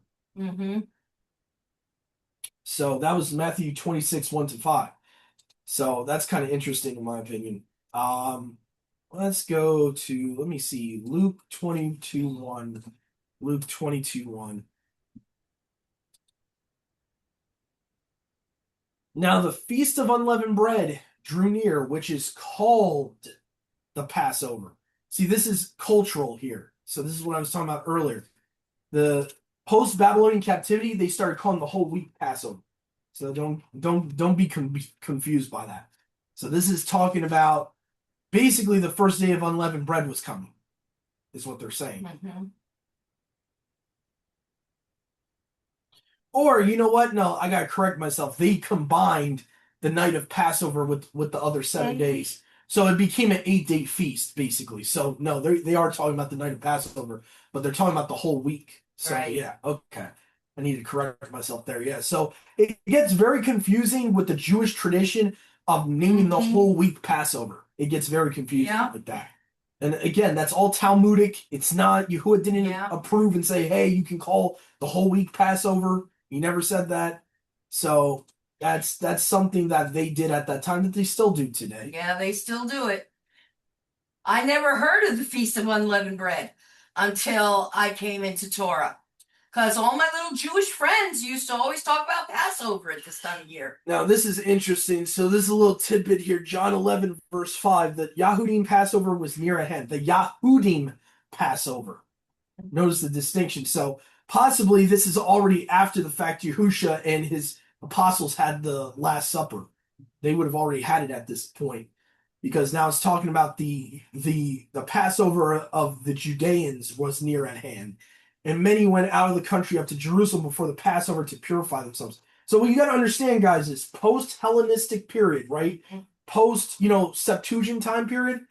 After that whole Greek occupation of Egypt, historically these guys started keeping their days at sunrise, starting their days at sunrise. So eventually that confused them on the day of Passover, and by tradition, because they were, pretty much forced in Alexandria, Egypt, to keep their day at sunrise, they switched Abib 14 to 15.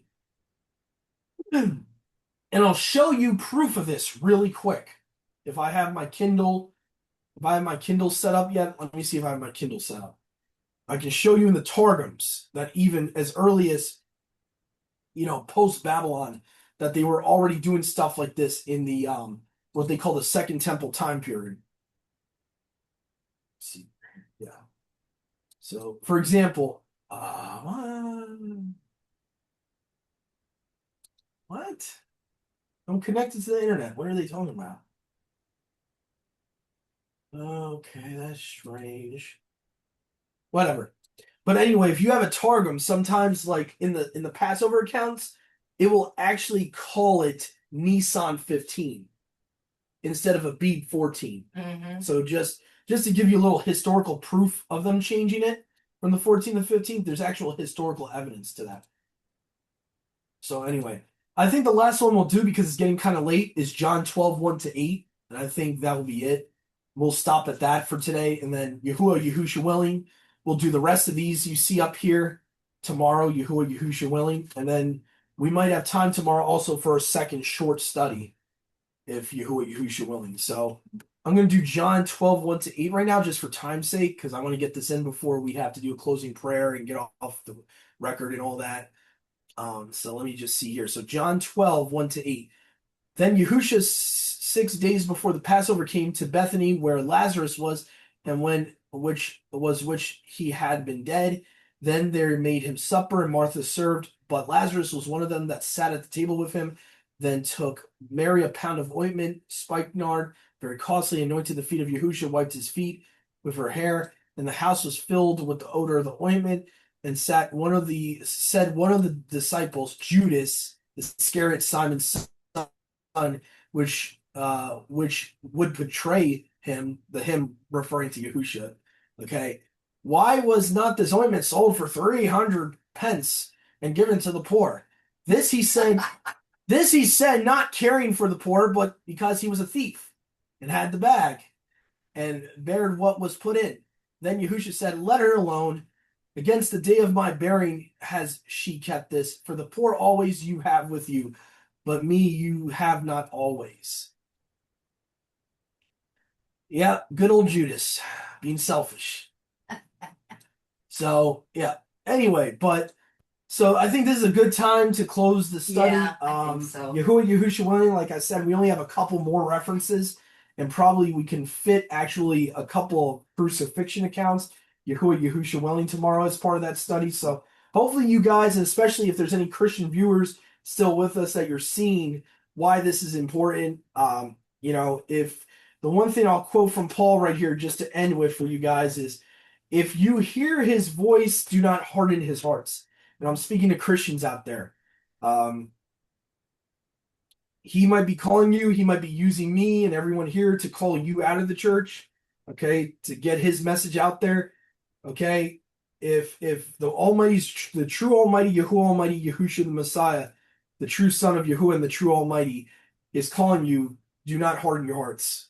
Okay, this possibly this possibly might be one of your last chances to be grafted in right now. As we get closer and closer to the end, this might be one of your last chances. So remember, today is the day of salvation. Okay, and again, I know it's hard. You've grown up in a religion that has told you that they are the truth, that you're already in the truth. All I say is seek the scriptures on that matter for yourself.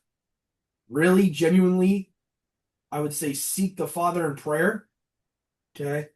And yeah, that's it. So Shabbat Shalom to all of our brothers and sisters in Yahuwah and Yahusha.